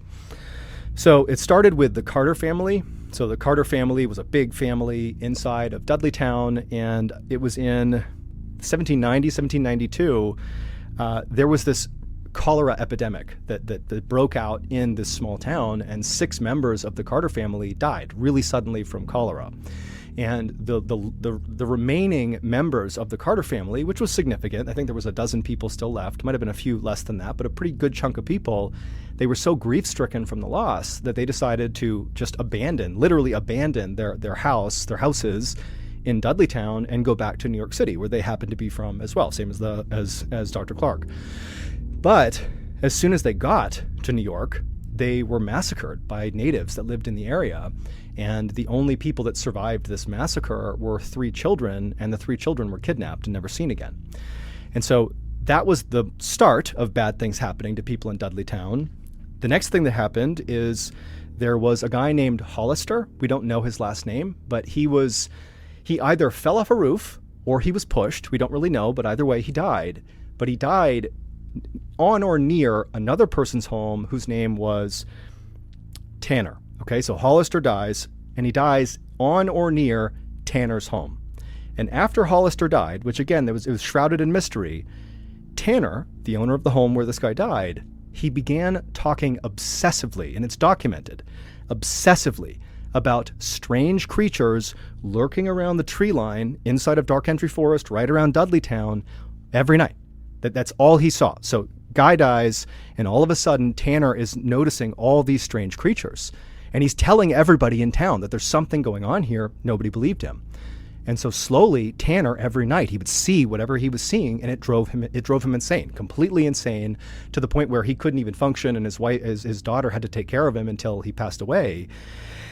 And as Tanner was losing his mind, his next door neighbor, whose name was Abel, began to talk as well about these creatures that were coming to the edge of the tree line surrounding Dudleytown most nights. And just like Tanner, Abel as well slowly lost his mind over these creatures because nobody believed him. And then all the way up until just past the 1800s, so many people just randomly died in Dudleytown, some from disease for sure, but others, they'd just be found dead. And then many people as well began citing these strange creatures that were lurking all around. By 1900, the only family that was still alive in Dudleytown was this family called the Brophies. And it was a fairly big family. And the mother, she suddenly died of cholera. The 2 sons, they were accused of theft in another town and then fled and vanished. And so literally it's down to John Brophy, the actual last person who's living in Dudleytown. And one night, he didn't know why, apparently he didn't know why, but his cabin burned to the ground. And after his cabin, or while his cabin was burning, people were called out. They saw the smoke. They came out to put out this fire. And the last anyone saw of John, who's lost his whole family, he's lost everything, is he just turned and walked deeper into the forest and was never seen again. And no one could find him. That was it. And that was the last person who lived in Dudleytown. And that marked the moment that Dudleytown went from, still being occupied to being a literal ghost town. And you can actually look up the newspaper article that documented the moment when Dudleytown became a ghost town. No one lives there. A few years later is when Dr. Clark and Harriet were taking their stroll through Litchfield County and up into Dark Entry Forest and saying, wow, this is the place for us. And they saw the ruins of Dudleytown. They walked past the crumbling foundations of these old homes, and there was all these remnants of this town that was still there. But much the way they viewed the owls as being kind of charming, they also viewed this rundown old town that was gone as kind of cute, and it made them want to stay there more. So they were aware of the town, but didn't do the research. Apparently Dudleytown was cursed, and that is where they bought their land. So fast forward to 1918. So Dr. Clark, he's left for this emergency trip to New York, and it would turn out he was only needed in New York for 36 hours. It was, as short as he could have expected it to be. So less than 2 days later, keeping his word to his wife, he's back on a train, and he's heading back to that stop where Harriet had dropped him off near the Dark Entry Forest.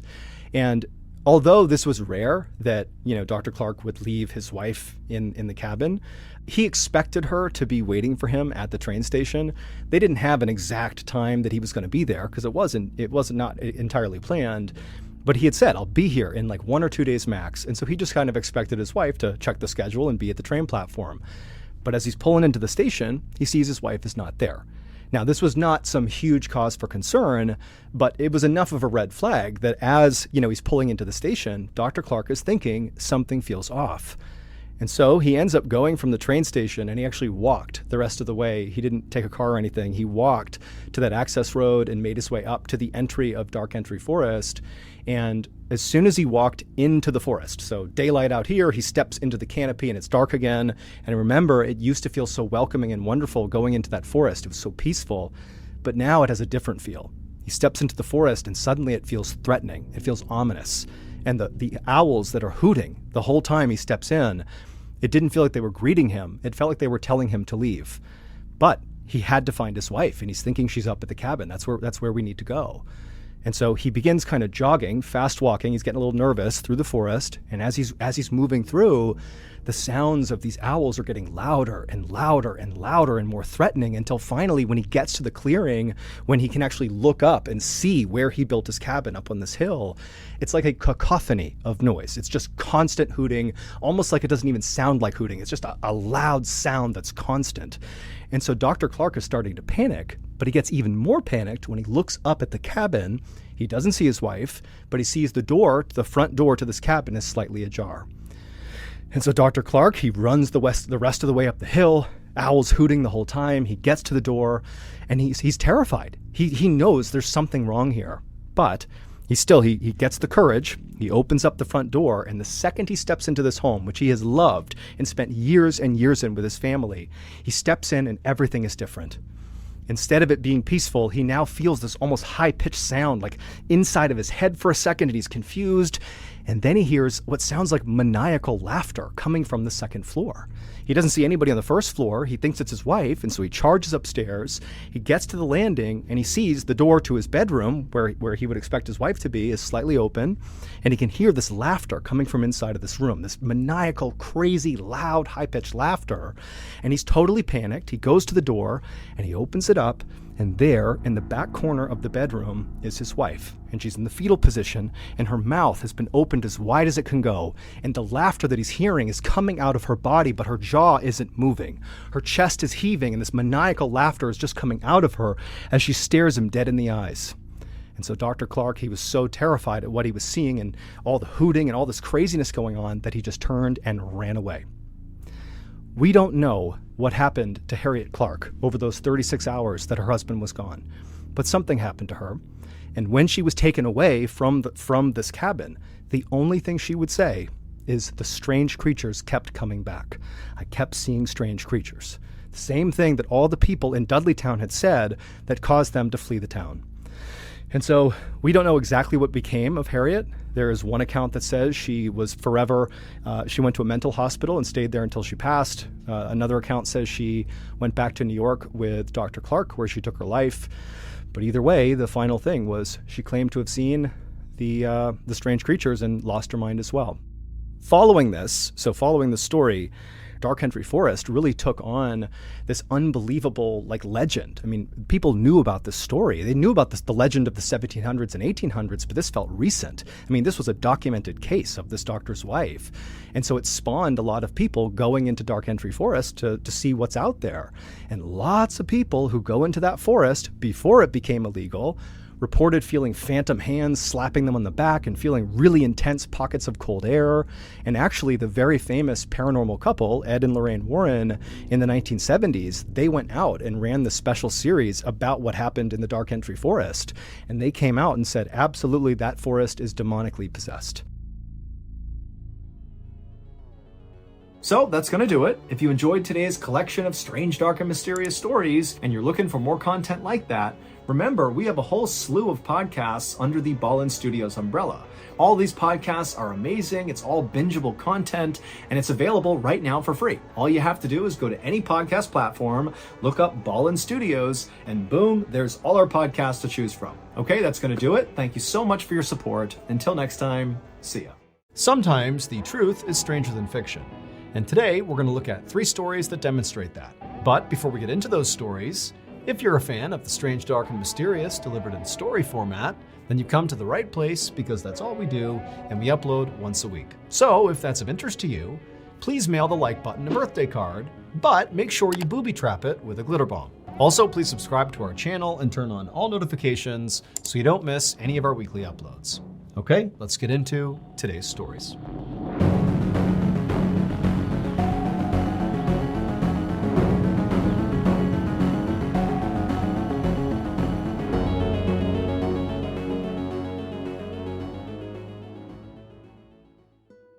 One day in March of 2012, a 5-year-old girl named Maria sat on the floor of her kitchen in a city in northeast Brazil, eating an empada and watching her aunt cook some stew. An empada is very similar to the empanada in that it is a pie filled with meat, but the empada is the Brazilian version of that pie. Maria's family was actually known for their cooking, specifically their empadas. In fact, at this very moment, Maria's mother was out selling their famous empadas on street corners and in bars and local restaurants. Now, the family got by okay this way, but despite their notoriety around these empadas, they really wanted more. They wanted their family name to be respected, to be powerful. And so to try to make that happen, Maria's family basically worked 24/7, not just on making empadas, but basically in looking for ways to kind of grow and expand the family name. In fact, while Maria was sitting on the kitchen floor, she could hear her father in the other room working. And the reason she knew he was working is because periodically she could hear him yell out with excitement. He was basically sitting there coming up with ideas of how he could make the family name even bigger and better. And when he had a good idea, he would shout out and be like, "Oh, I found it!" And in addition to constantly sort of brainstorming for ideas of how to become rich and powerful, Maria's father also was an author, and he was writing a book that he was convinced was going to be another thing that would kind of ratchet their family up the social hierarchy. But because Maria's mother and father and basically everybody in her family were so completely immersed in work all the time, it meant they didn't really pay much attention to her. And so most of the time, Maria was just kind of on her own, usually playing in the kitchen or playing in the backyard. Just then, the front door opened and in walked Maria's mother, and she was grinning ear to ear, not only because she now had an empty tray, meaning she had sold all her empadas, but also she had brought someone along that she was really excited to introduce to Maria. Maria's mom stepped all the way into the kitchen, and right behind her was this young woman. And Maria's mother pointed at this young woman and then gestured for Maria to come over and say hi.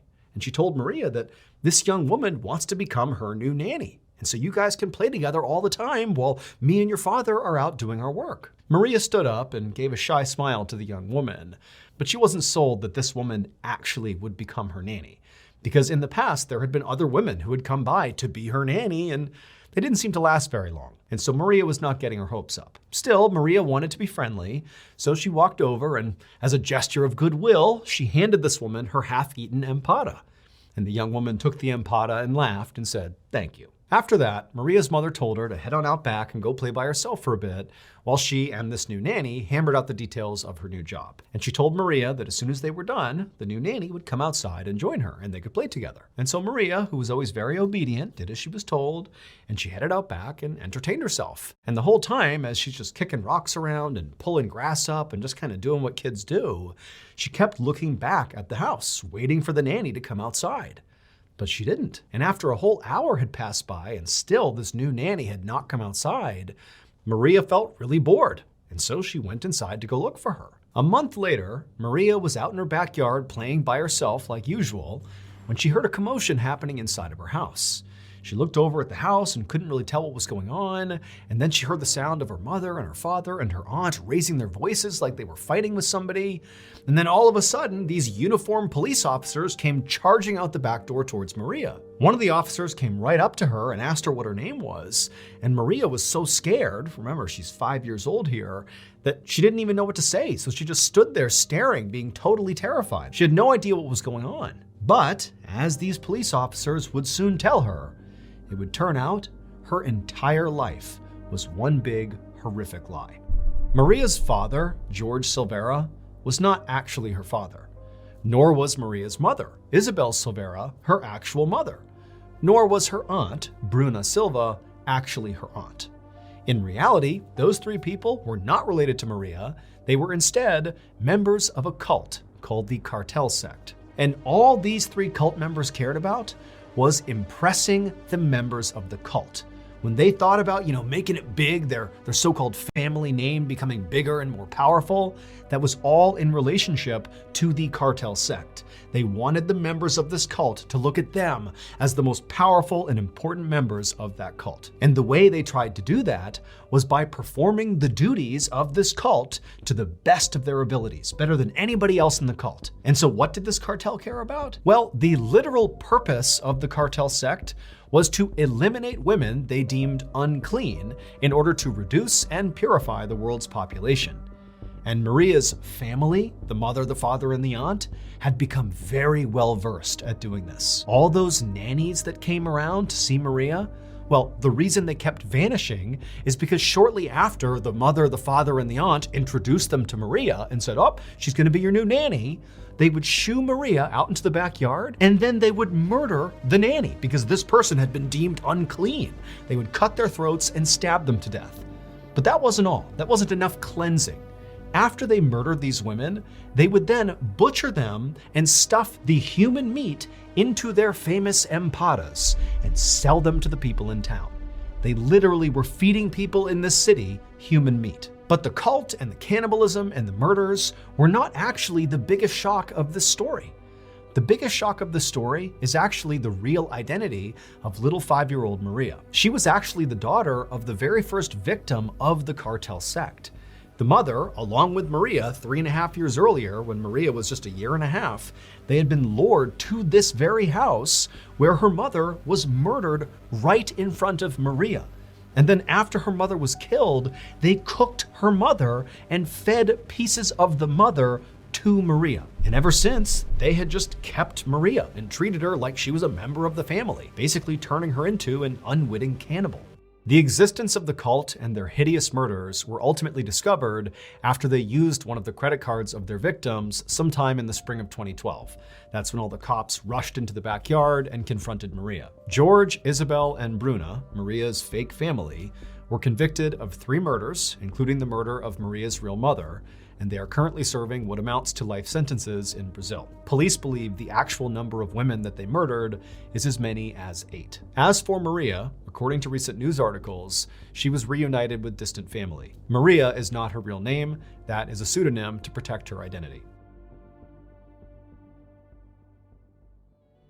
Are you the type of person who has binged basically all of my YouTube videos and every week you anxiously wait a new upload?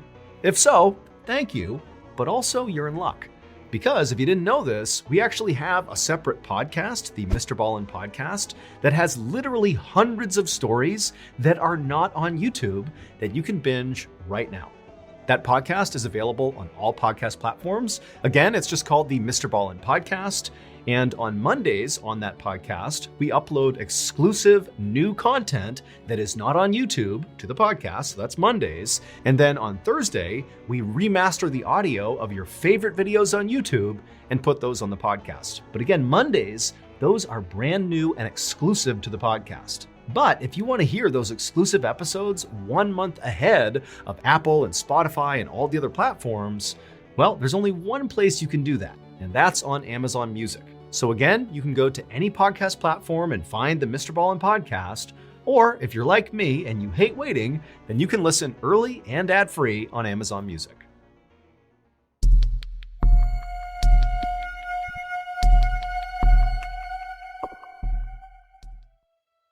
On January 23rd, 1989, a mother was cooking dinner in her home in Rochester, New York, when her 11-year-old daughter came into the kitchen. The daughter had just finished delivering newspapers along her delivery route in their quiet suburban neighborhood, and so her mother asked her the same nightly question: how was the route? And usually, the daughter replied with just a, good. But tonight was different. Instead, her daughter said, it's okay. And the mother pried, like, well, what do you mean? What happened? And the daughter said, well, I saw something strange. She told her mom that she delivered newspapers to this one particular old man. He was very nice and he always waved to her whenever she went by. And tonight was no different. He had waved to her, but there was just something off about the way he was sitting. The mother asked, what do you mean? And the daughter, she really struggled to articulate what she had seen. One, it was dark. Two, the man was sitting inside of a screened-in porch that kind of obscured her view, and the awnings were pretty low, making it hard to look in. But she said basically when she had gone past, the man had waved to her like normal, but his legs appeared to be straight up in the air, like he was sitting on a chair and his legs were like up, vertical, right in front of him.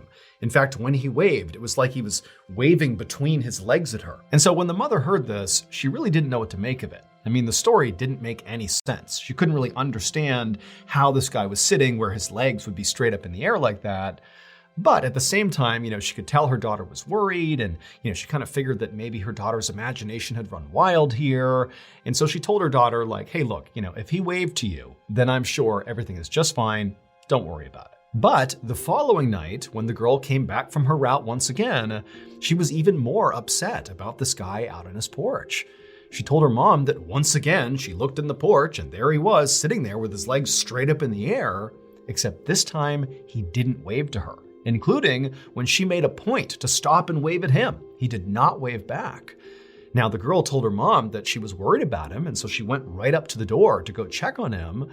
But the screened-in porch was locked, so she couldn't get inside, and her view was kind of obscured because of the screen, so she couldn't really see him in there. But she didn't know what to do, so she just left. Now, this story, which was already weird, now did seem a whole lot weirder that 2 days in a row her daughter is seeing this. But the mother's thinking to herself, like, come on, this is just some older guy who loves this chair and, he's fallen asleep in some weird position here. And, my daughter is sort of exaggerating what she's seeing. Like, this can't be a big deal here. But again, seeing the concern on her daughter's face, she told her daughter, look, don't worry about it. I'm sure everything's fine. I will go by tomorrow morning and make sure he's okay. So the next morning, a little before 11 a.m., the mother arrived on the street where this old man lived. And as she was walking down the road towards the house, she actually spotted the mailman. And so before she went any farther, she flagged the mailman down and she asked him, like, hey, is there anything weird going on with that old guy who lives right over there? But the mailman was like, no, he's just a nice older guy who waves at everybody who goes by. And so the mother thanked the mailman and did give some thought to just, taking what the mailman said and turning back around and heading home and telling her daughter everything's fine. But, she knew her daughter was really worried about this guy, and so she decided she would just continue down the road and check on this guy for herself and just really make sure he's okay, and then report back to her daughter. And also the mother was thinking, it's about 20 degrees outside. It's very cold. This is not really a good time for an older man to be outside so much. So what's he doing? Like, let's really make sure he's okay. And so the mother made her way down the road and she reached the old man's house.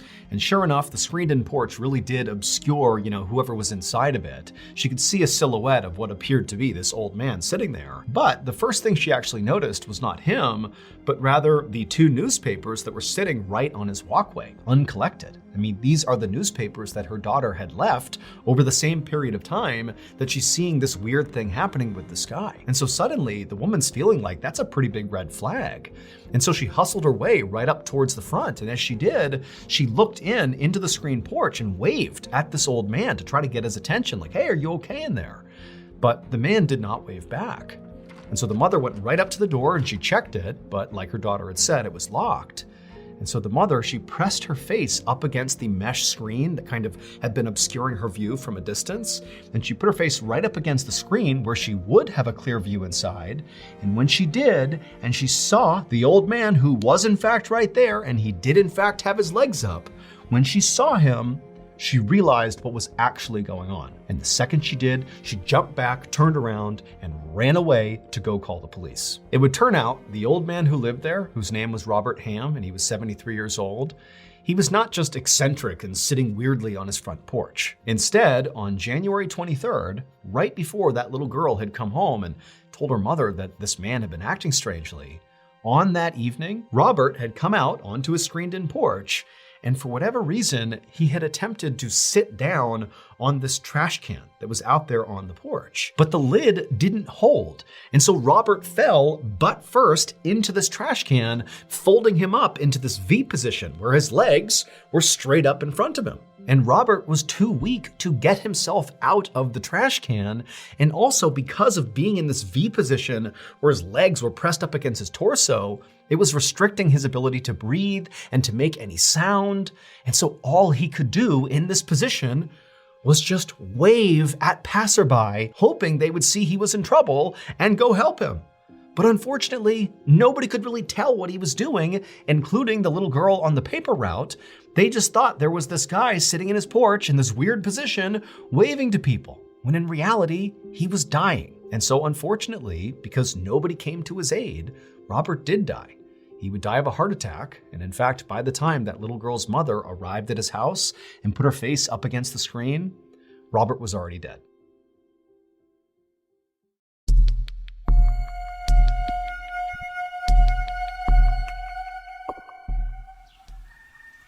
At around 7:30 a.m. on September 25th, 2012, a 69-year-old farmer named Terry Garner stepped out of his house in rural Oregon to go feed his animals. He stopped first at his enclosed yard, where he spread some seed on the ground for his chickens and turkeys, and then he headed over to his pen, where he was raising 4-horned goats, which are goats that grow 4 horns instead of 2. And after picking up some hay and tossing it in with the goats, Terry just stood there and smiled as he watched the animals eat. Terry loved his animals.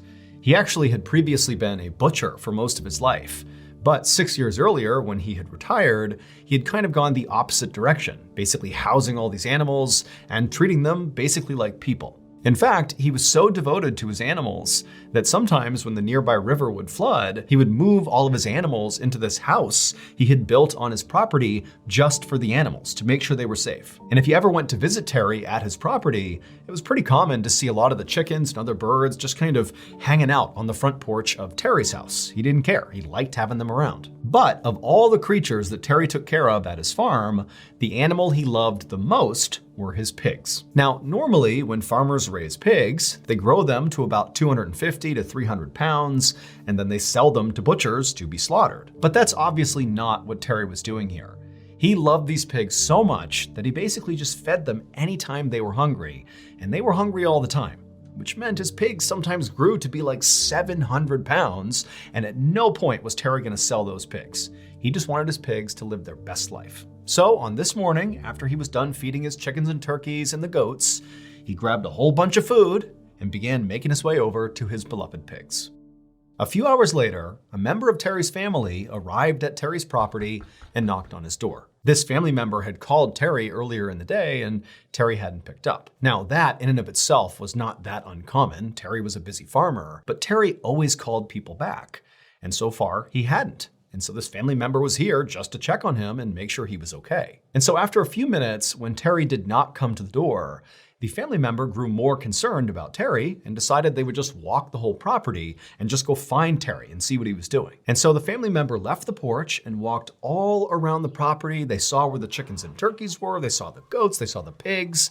But that was it. All they saw were animals. Terry was nowhere to be found. It was like he was gone. And so the family member was just about to turn around and head back to Terry's house to see if, maybe he really was in there, when suddenly something caught their eye in the pig pen. Now, at first, what they were looking at just seemed impossible. Like, how could that be there? That doesn't make any sense. But when the family member walked over and got a closer look, they knew for sure what they were looking at. And as soon as that truth sunk in, they turned, ran to the house, and called the police. It would turn out, earlier that morning, when Terry had walked into the pig pen to feed his beloved enormous pigs, somehow or another, he had wound up on the ground.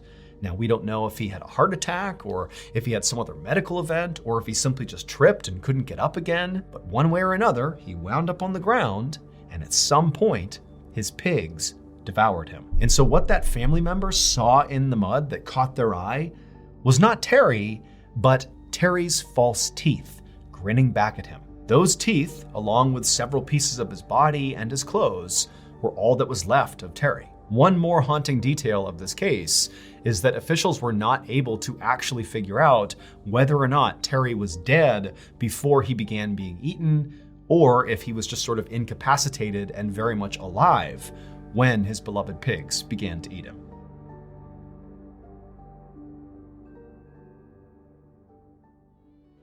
As many of you may already know, by far the most popular series that I do on our YouTube channel is the Top 3 Places You Can't Go and People Who Went There Anyways series. So we're going to continue to do that series periodically on YouTube like we have for years. But because this series is so in demand, we are also going to begin telling these stories in a brand new format, audio. Right now, you can head over to the MrBallen podcast on any podcast platform to find one of these exclusive episodes. The way you find them is you look in the title of the episode, and if it says "You Can't" at the front of the episode, that is this type of content. And so right now, there's an episode that's live, and periodically we're going to populate more You Can't style episodes on that podcast. The only reason we are not full sending this You Can't series on audio as a standalone show is because we need to gauge the interest on audio before we kind of ramp that up. That's why you're seeing kind of periodic uploads. So if you really want to hear more of this stuff, go listen to that You Can't episode and tune in each time we tell you there are You Can't episodes available. And if there's lots of demand, you'll see more You Can't style episodes, which again are very, very similar to the Top 3 Places You Can't Go and People Who Went There Anyways. So right now, go over to MrBallen Podcast and have a listen to the first You Can't episode. Enjoy. One night in 1870, two best friends were out in the wilds of the Canadian wilderness when they discovered this gigantic gold mine. But within just a few hours of this seemingly incredible discovery, something horrible happened to these two men that kickstarted a chain of tragic events that today we still do not fully understand. But before we get into that story, if you're a fan of the strange, dark, and mysterious delivered in story format, then you've come to the right place because that's all we do, and we upload once a week. So if that's of interest to you, please offer to make the like button their favorite dish, fettuccine Alfredo. But replace the Alfredo sauce with poisonous sea urchins. Also, please subscribe to our channel and turn on all notifications so you don't miss any of our weekly uploads. Okay, let's get into today's story.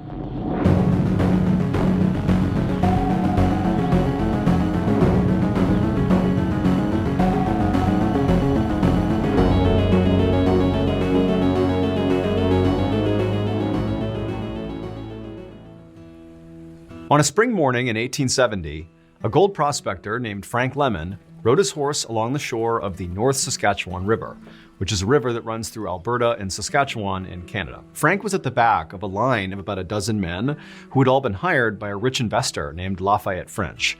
He had commissioned them to search the Canadian wilderness for potential gold mines. And if they found a gold mine, then French would bankroll a full-scale mining operation and pull out all the gold he could, and these men who found it would get a cut of the profits. When Frank had signed up for this job, he had thought it was a great opportunity.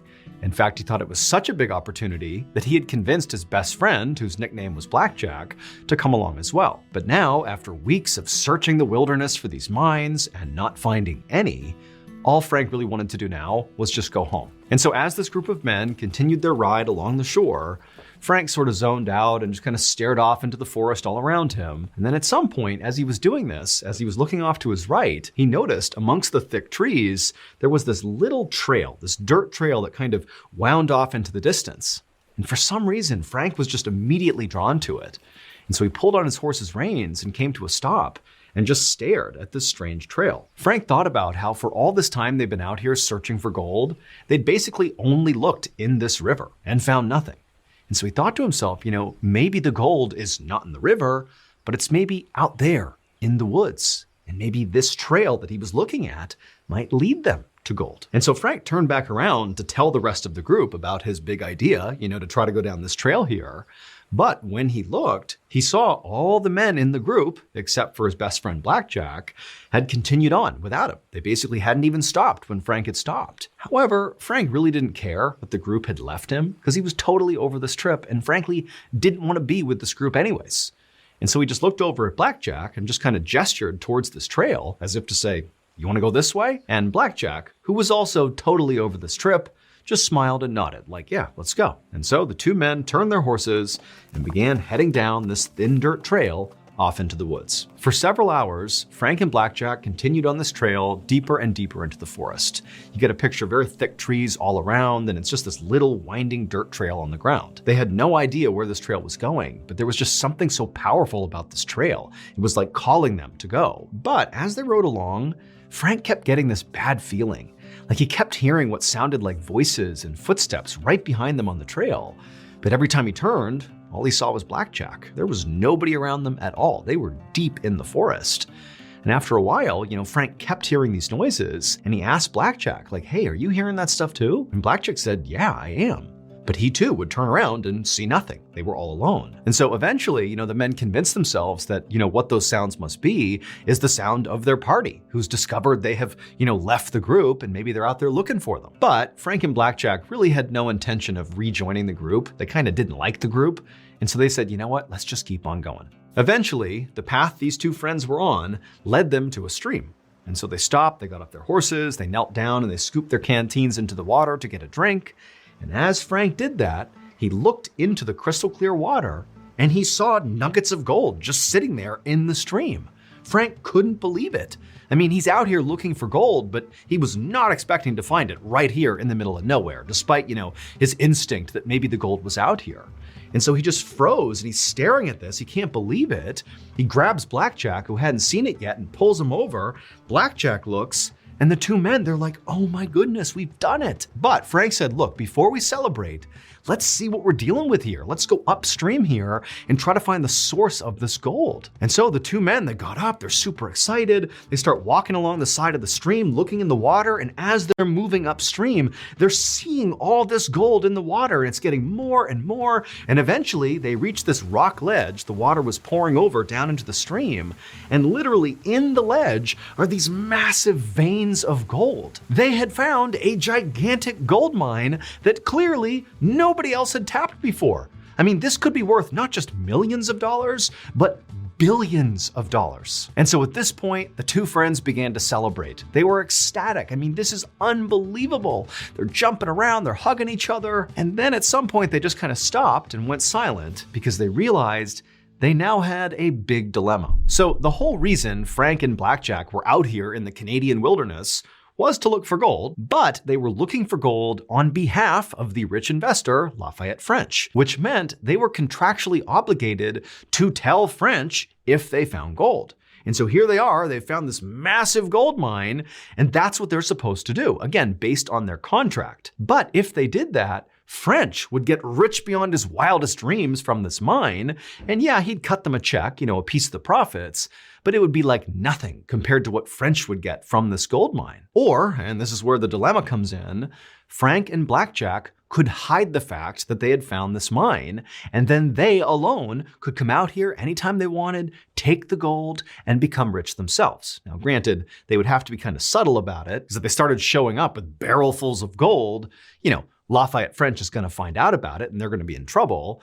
But, there was a way to do it where this mine could effectively be theirs and they could get rich. But obviously there was a lot of risk involved in that second choice.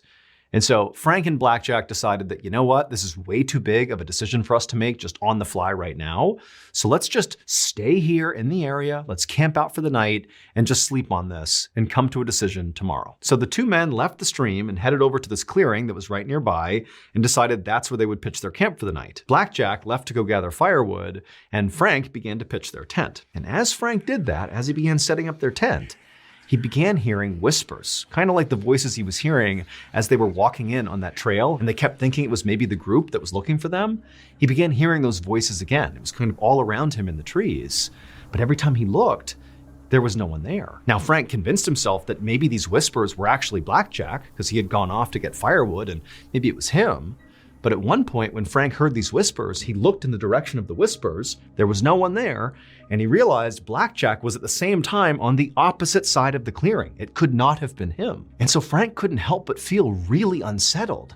It was like there was somebody or something here watching them or listening to them, but he just couldn't tell who or what it was. But Frank just told himself to shake it off, don't worry about that. Instead, just focus on getting the camp set up.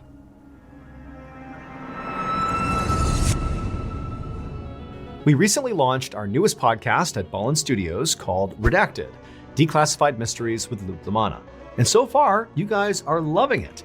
So much so that I am now happy to announce that we've created an official YouTube channel for the show Redacted. So now you can enjoy listening to and watching this show in a beautiful new animated format. And if you love binging things like I do, well, you're in luck, because we just dropped the first 3 episodes of this new animated series.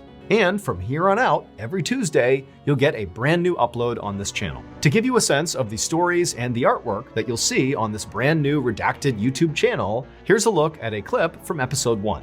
And keep in mind, what you'll see in this clip is reflective of how all the episodes will be on this channel. At 10:35 p.m. on January 3rd, 1961, a physicist named Ed Valario pulled up to a secret nuclear test site in the Idaho desert. Ed had received an emergency call about an explosion at the nuclear reactor known as SL-1. No one had been able to contact the 3 men who were working that night. Valario waved at his partner who was waiting for him in front of the reactor building. The 2 men grabbed their gas masks and rushed inside. They hurried up 3 flights of winding stairs that led toward the reactor's control room, past pipes and motors and condensers, towards the cramped nerve center that controlled the reactor. The building was completely silent, save for the frantic static from their Geiger counters. Valario glanced down and saw the needle pointing to maximum radiation levels. He'd never seen levels that high before. When Valario opened the control room door, his heart skipped a beat. The scene inside was total devastation. Twisted metal scattered across the floor, clouds of steam hovering above the shattered control board, pools of blood and water everywhere. 2 bodies lay on the floor, bodies so badly mutilated it was impossible to tell who they were. But where, he wondered, was the 3rd man? Then something above him caught his attention. Something on the ceiling. Something that would haunt him for the rest of his life. Head on over to the official Redacted YouTube channel today. The handle is @RedactedMysteries. Make sure you go over there and subscribe so you don't miss any uploads. I will also put a link to the channel in the description below. Wondery Plus subscribers can also watch Redacted on the Wondery app. Okay, back to the stories.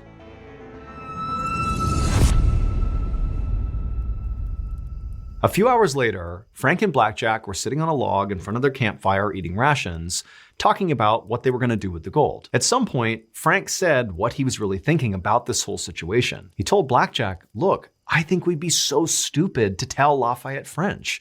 Why should we take a small payday one time when we can basically have an endless supply of wealth for the rest of our lives?" But when Frank looked over at Blackjack to see what his reaction was to this pitch, he could see right away that Blackjack disagreed. Blackjack was kind of looking down and he kind of turned to Frank and was like, "Look, it's morally wrong to lie here. I would rather be poor and honest than rich and morally bankrupt. And so what had started as a civil discussion from this point on really escalated and just became a full-blown yelling fight, with both men absolutely refusing to budge on their stance about what to do with this gold. And eventually, when the two men were standing up and just screaming in each other's faces, Blackjack finally just threw his hands up and said, "You know what? Enough."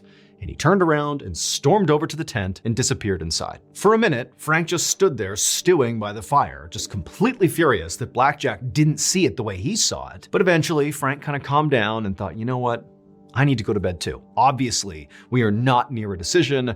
We need to sleep on this. And so, even though Frank was still upset, he walked over to the tent too, didn't say a word to Blackjack.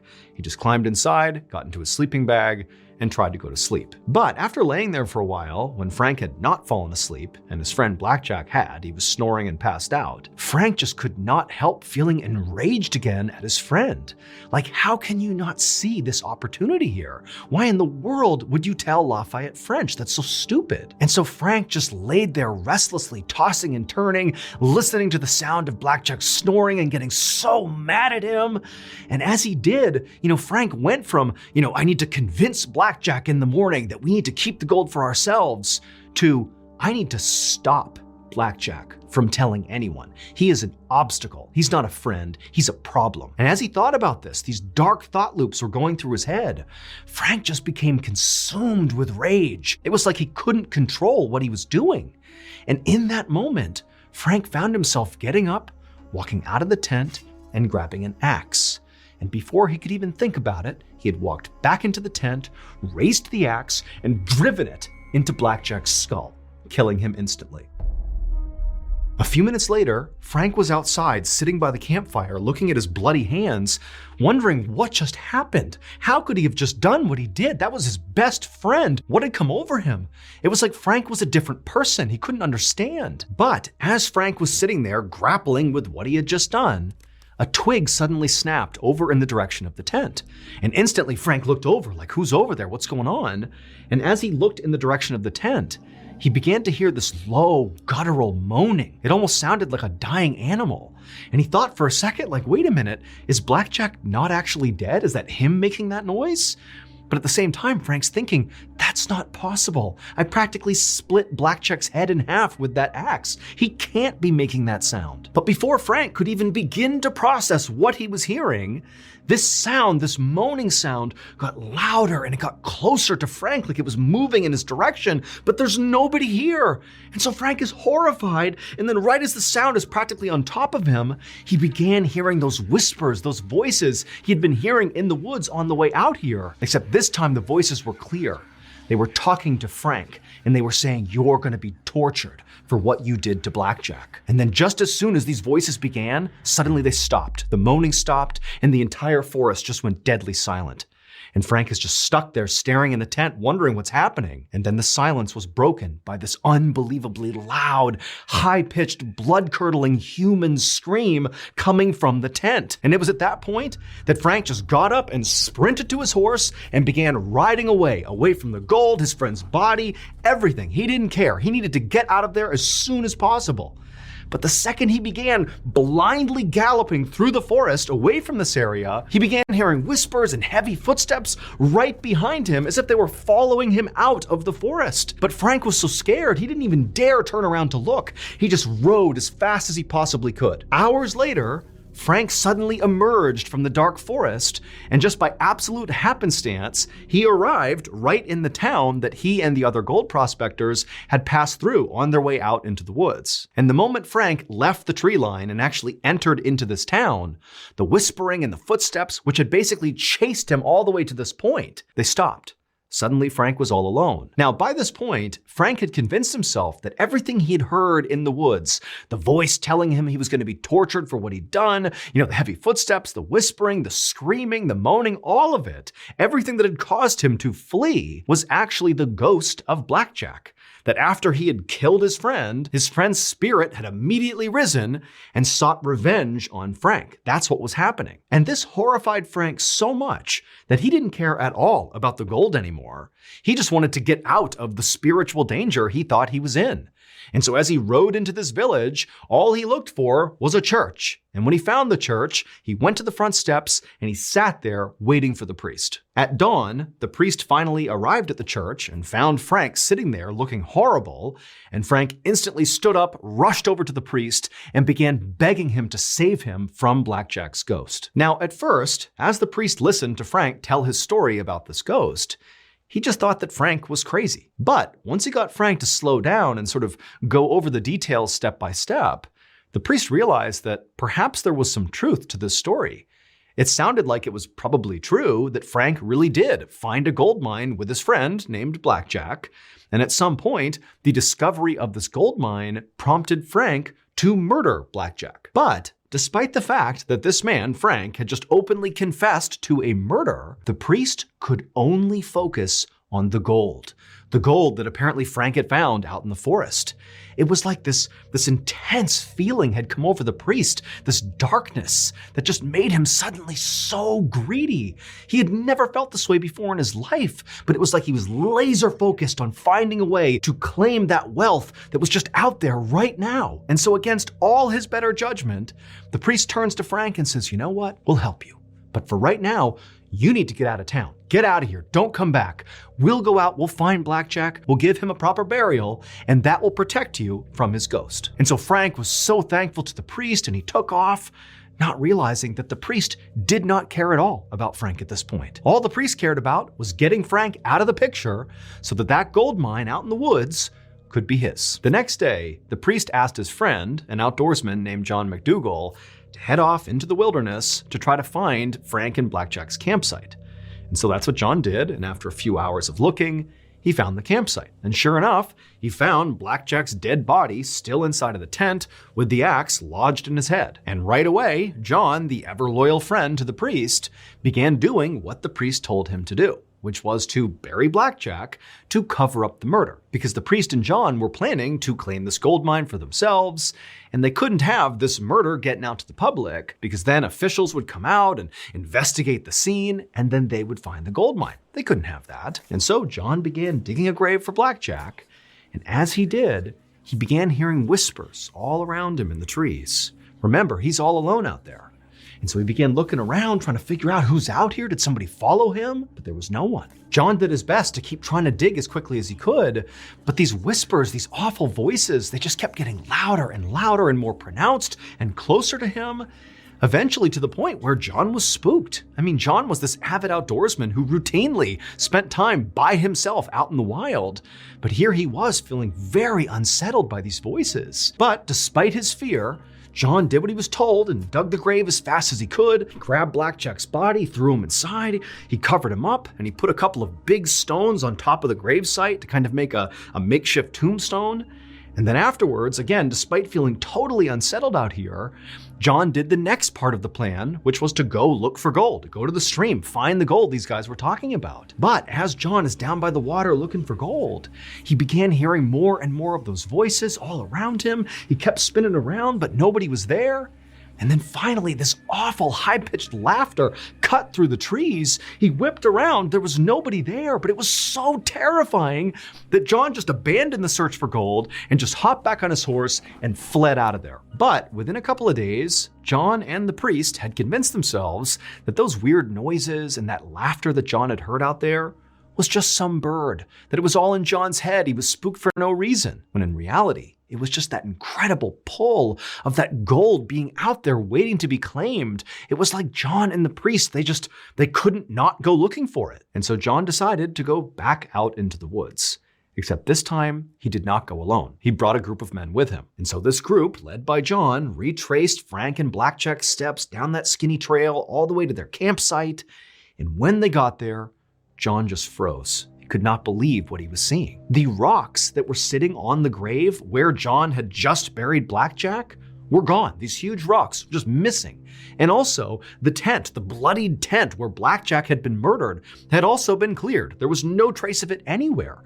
It was like the campsite had never existed. And this made no sense to John, because he knows this is a totally isolated part of the wilderness. Like, nobody comes through here. Who in their right mind would just happen to pass by and randomly grab all these rocks and the tent covered in blood and take it out of here? It made no sense. Like, who could have done this? Now, until this point, John really had convinced himself that everything he'd experienced the time before was in his head. It was just a bird, or, it was just normal forest sounds. And he also, like the priest, had convinced himself that Frank's original story about Blackjack's ghost chasing him out of the forest was just the ramblings of a crazy, guilty man. A murderer's guilty conscience had created that story. But now, as John was surveying the scene in front of him, he couldn't help but think, maybe this place is haunted. And so once again, John just turned and fled. He and the men, they got out of there as fast as they could. And when John got back to town, instead of going to the priest, he just went right to the bar and just started drinking. And he kept on drinking until he died of alcohol poisoning just a couple of days later. And John's death started a chain of unexplained catastrophes, all connected to this gold. First, the priest, after discovering what happened to John, didn't really spend any time grieving the loss of his friend. Instead, the priest just saddled up and headed out into the woods to find the gold himself. However, he found the trail that led out to the campsite and to the gold had been destroyed in a forest fire. Then, Lafayette French, the rich investor who had bankrolled the original expedition, he heard about the mine and decided he would go find it. However, the guide that he hired to take him there literally died on the way into the forest. By this point, French had heard all the stories about how, Blackjack's ghost was out in this forest haunting the area, preventing people from finding the gold. But French ignored all those stories. Just like with Frank and the priest and John, it was like that gold had an unbreakable hold on him.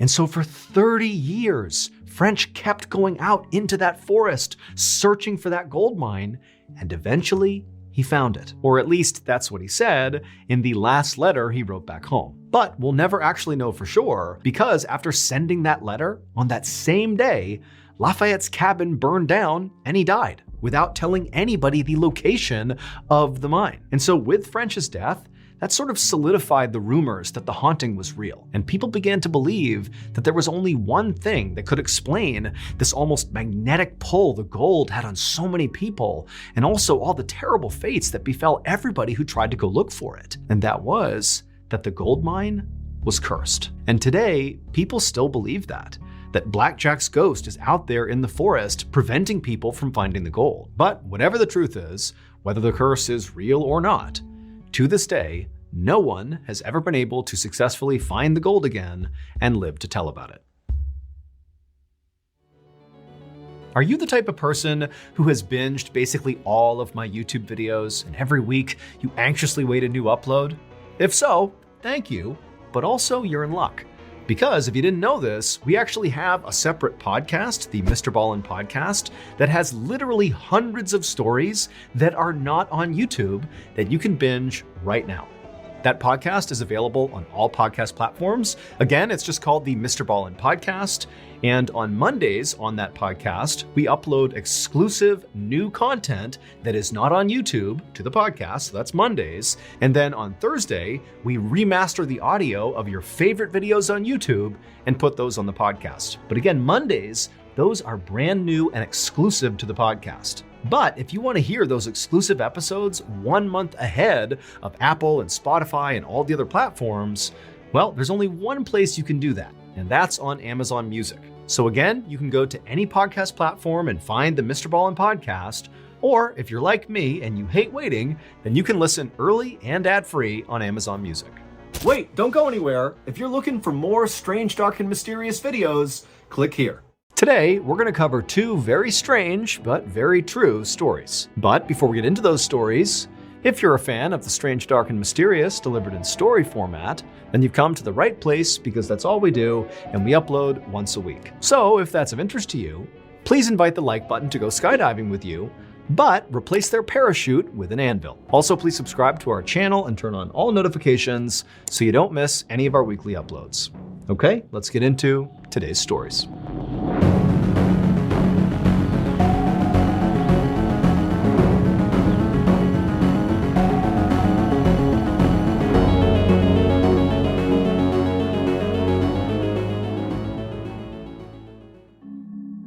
One afternoon in the spring of 1990, a young mother tidied up her family's living room in Pingyang Township, which is a small rural community made up of several villages in southern China. And she was almost done when she heard her 3-year-old twin daughters start to cry. And this really caught her off guard, because even though these kids were only 3 years old and 3-year-olds cry, well, her daughters basically never cried. They were like silent all the time. The girls' names were Shi Tsai and Shi Hongwu, and they'd been really easy babies because they were basically quiet all the time and just wanted to sleep. However, as they got older, their silence became more concerning. All they really wanted to do was just lay around and sleep and do nothing. Even at 3 years old, they hadn't even said their first words yet. So when this mom heard these girls crying, she rushed down the hall to see what was going on. One, just obviously to make sure her kids were okay, but two, just out of curiosity. This is so uncharacteristic to be making any noise at all. And so the mom, she burst into the nursery and she saw her girls in their crib and they were sobbing hysterically, totally upset. And the mother rushed over and she scooped them up and asked, what's going on? Are you okay? But of course the girls didn't say anything because they didn't speak. They just continued to cry. But the mom, she kind of assessed her kids and couldn't see any injuries. They didn't seem sick. They were just upset about something, but she had no idea what it was. And so the mom just stood there comforting her girls until they calmed down, and then she put them back into the crib and they both went to sleep. And that was it. A couple of days later, and the twin girls were back to their normal routine, being totally silent and sleeping for most of the day. And as the girls slept in their nursery, their mom just went around the house doing some housework, and at some point she walked down the hallway past the girls' bedroom. Now, their door to the nursery was shut, and again, they're just sleeping and being totally quiet. The mom hasn't heard them at all day. And as she's walking down the hallway, she suddenly comes to an abrupt stop right outside the nursery door, because distinctly she can hear her girls making noise in their room. But they're making a noise that just doesn't make any sense to the mother. Her daughters were not crying or fussing or anything like that. They were talking. At first, the mother wanted to rush in there and experience this firsthand, this landmark moment of her girls speaking for the first time. But she also worried if she went in there, they might go silent and she'd ruin the moment. And so instead, she just pressed her ear to the door and just listened. And as she listened, she really couldn't believe what she was hearing. Because these girls weren't just babbling, saying random words. These girls were having like a full-blown conversation with each other, like adult-level sentences being spoken back and forth. These girls who apparently, at least according to the mother, couldn't even speak. Like, how is this even happening? However, the more the mother listened to her daughters, the more unsettled she became. Not only because, she's listening to her daughters speak for the first time at like an adult level, which is totally bizarre, but the content of this discussion her 3-year-old daughters are having made no sense. These girls were talking about stuff that they could not possibly know. The girls were talking in detail about people and events from a totally different village.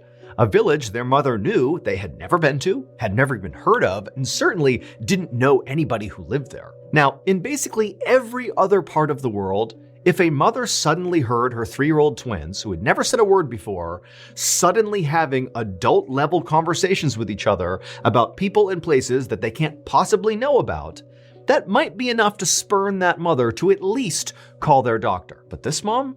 Well, she lived in Pingyang Township, and that meant, when she heard what her daughters were saying, as alarming as it was, she actually did know what was going on. Pingyang Township has a very strange secret, and that secret is that of the approximately 7,000 residents who live there, over 100 claim to be the reincarnated spirits of people who have died traumatic deaths. And this is not just some wacky thing these people are saying. No, in Pingyang Township, it's not just those 100 people who believe they really are reincarnated. It's the whole community. All 7,000 some odd people 100% believe that these people truly are reincarnated. And so how that plays out is that periodically, the reincarnated folks will go to a non-reincarnated person in the township and will claim things like, hey, in my past life, your family owed me a debt, and so now you're going to pay it out. And these non-reincarnated people will absolutely pay that debt. Or in other cases, there have been fights, physical altercations that have come from a reincarnated person approaching a non-reincarnated person and basically saying, in a previous life, you or your family or your relatives insulted me in some capacity, my previous self, and we're going to fight about it right now. And those fights take place in this town, and it's totally normal. But the interactions between the reincarnated and non-reincarnated people in this township, it's not just about conflict. In fact, there's been lots of decisions made in this township that are designed very specifically to avoid conflict between the reincarnated and non-reincarnated. For example, there was a little boy who claimed to be the reincarnated spirit of a pig who was butchered in town, and the butcher, who this boy said butchered him when he was a pig, well, the butcher, to make sure he was not offending this boy or potentially other people who were, the reincarnated spirits of other animals he had slaughtered, the butcher shut down his business just to be like, I don't want to offend you all. I'll find something else to do with my life. And so when this mother heard the sound of her twin girls who had never spoke before suddenly having this detailed conversation about people and events from this other village, as jarring and shocking as that was for her, because she lives in Pyongyang, she instantly understood that the only way my girls could have that information and be able to have this conversation is if they are reincarnated spirits. And so this mother did what she thought was right, which was not to call a doctor, but instead to get the word out to the people not just in her village, but across the Pyongyang township that her twin daughters are actually reincarnated spirits. The mother's hope was that perhaps there was still family of these reincarnated spirits in this other village her daughters were referencing in their conversation that would find out about this, and maybe they'd want to come here and meet their family who now live inside of her daughters. And sure enough, less than a week after this mother got the word out, this man and woman who she didn't know came knocking at her door. When the mother let them inside the house, her girls immediately recognized them. One of the twins said that this was her mother and father from her previous life. Then the twins, these little 3-year-old girls, went on to tell this unbelievably complicated and sophisticated story about how in their previous life, these twin girls were not actually sisters. Instead, they were best friends, and together they had taken their own lives approximately 1 month before they were reborn in the bodies of these twin girls. And so after that, the twins just continued talking to this man and woman for quite some time, giving specific details about this village that, again, these girls, at least according to their mother, had never been to before. These girls also gave intimate details about these teenage girls' lives and even had information that was very specific to what happened to them when they took their lives and, where their bodies were found. Again, information these girls shouldn't have. And then at some point, the mother of the twins asked this man and woman, are these details they're giving you accurate? Is this true? And the man and woman said, yep, it's all true. And then at some point, the twins turned to their biological mother and they told her that the reason they had been silent to this point was because they were trying to keep their reincarnation a secret. And also the reason they slept all the time is because when they slept, they would dream about their previous lives, which they claimed to miss. To this day, no one's ever been able to offer a better explanation for how these twin girls, these toddlers, had such accurate information about people they had never met and places they'd never been to. Basically, the only explanation that works is that they must actually be the reincarnated spirits of those teenage girls. Pyongyang Township remains a hotspot of alleged reincarnations, and nobody knows why. As many of you may already know, we launched the MrBallen podcast 3 years ago on Valentine's Day 2022. Now, it was totally unintentional to launch the show on Valentine's Day, but after doing that, we decided to kind of make it an annual event that every Valentine's Day, we not only celebrate our love for our partners and families and friends, but also our love for the strange, dark, and mysterious. And so to celebrate this year's Valentine's Day, you see what we did there?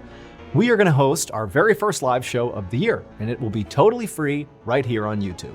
All you have to do is click the link in the description, and that will bring you right on over to the scheduled live show so that you can set a reminder and get a front row seat. Valentine's Day is on Friday, February 14th, and the live show starts at 1 p.m. Eastern. Again, it's going to happen right here on YouTube for free, so go ahead and click that link and enjoy the show. Okay, so this next story is going to sound really far-fetched once it gets going. But stick with it, because at the end, there is a crazy plot twist. Like, this is one of the better stories we found in some time, so stick around till the end.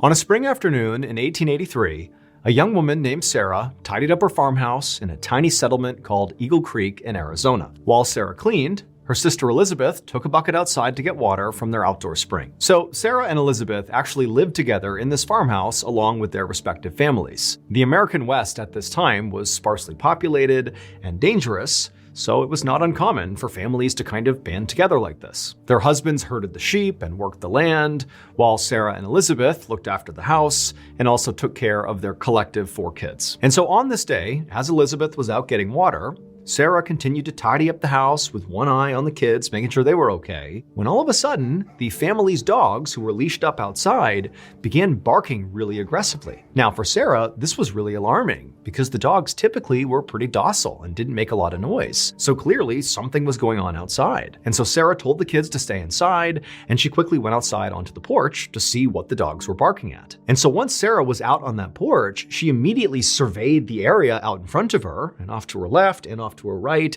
was just rocky scrubland, and then right in front of their house was this big sandy hill that kind of obscured their view off into the distance. And the dogs, who were leashed up right in front of the property out in the front yard, they were all looking right at that hill and barking at it. At first, Sarah couldn't understand what the dogs were even barking at. I mean, she looked around a few more times to see if she was missing anything, but there was nothing happening out here. But then, as Sarah continued to stare at this hill where the dogs were still barking, she suddenly saw this huge creature emerge over the top and begin coming down the hill in her direction. It was this massive 4-legged creature with red fur, and its back was all twisted up. And on the back of this creature was this man. Except it was not a normal-looking man. His face was horrible and sunken, and his mouth was in this huge grin. And as she stared at him in total shock and disbelief, she saw he was missing eyes. Now, Sarah was a deeply religious person. And so as she's watching this creature being ridden on by this person come charging towards her, all she could think was, this is the devil. The devil is riding on this red creature, and it's coming to get me and my family. And so instinctively, she just turned, bolted inside the house, barricaded the door with the kitchen table, and then rounded up the 4 kids and sat in the kitchen, huddled over them, praying to God to save them from the devil. But as she was doing this, Sarah suddenly heard this blood-curdling scream come from somewhere outside. And she knew it sounded way too human of a scream to be coming from the devil or the creature it was riding on. And then she remembered her sister was out there getting water. That scream almost certainly came from her sister. But Sarah was so scared, she couldn't move. And she had these 4 kids to look after.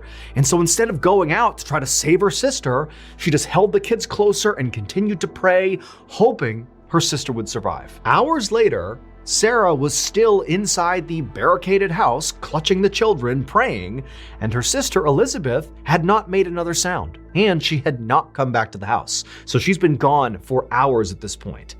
And Sarah feels horrible. All she wants to do is go out there and find her sister, but she just feels like she can't leave her kids, and she knows the devil is out there, so she can't go out there. But just then, she hears footsteps out on the porch, and then she hears the sound of the doorknob turning and then bumping up against the barricade, and Sarah immediately thinks it's the devil. The devil's come back, and so she screams, and the kids are screaming. But then, on the other side of the door, Sarah hears the sound of 2 familiar voices. It was the sound of her and Elizabeth's husbands. They had come back from herding the sheep, and they're calling into her like, hey, what's going on here? Let us in. And so this huge wave of relief came over Sarah. She rushed to the door, she got rid of the barricade, flung it open, and immediately began sobbing and telling these men about what had happened, about the devil, about hearing that scream, which she believed was Elizabeth. And oh, by the way, Elizabeth is still not back yet. No idea what happened to her. And so the 2 husbands are immediately so concerned. They have no idea about the validity of the story, but Elizabeth is gone. They have to go find her. And so the 2 men, they grab their guns and lanterns, and they head off towards the outdoor spring to hopefully find Elizabeth. And so the 2 men, they begin making their way down this path towards the spring. And at first they were walking, kind of keeping their composure, but quickly, as they're calling out for Elizabeth and not getting a response, they just took off running. And as they turned the corner and they finally saw the spring, they also saw Elizabeth. And she was face down on the ground with blood all around her. She was dead. And so as Elizabeth's husband wept over Elizabeth's body, Sarah's husband rode off into town to get the local coroner to come out and investigate to see what happened to Elizabeth. The only thing that seemed fairly obvious about Elizabeth's death, at least to the two husbands, was that Elizabeth looked like she had been trampled to death. There were all these hoof prints all around her when they found her. And so the coroner, he comes out and he looks at the scene, he sees Elizabeth, and he agrees that it looks like she was trampled to death.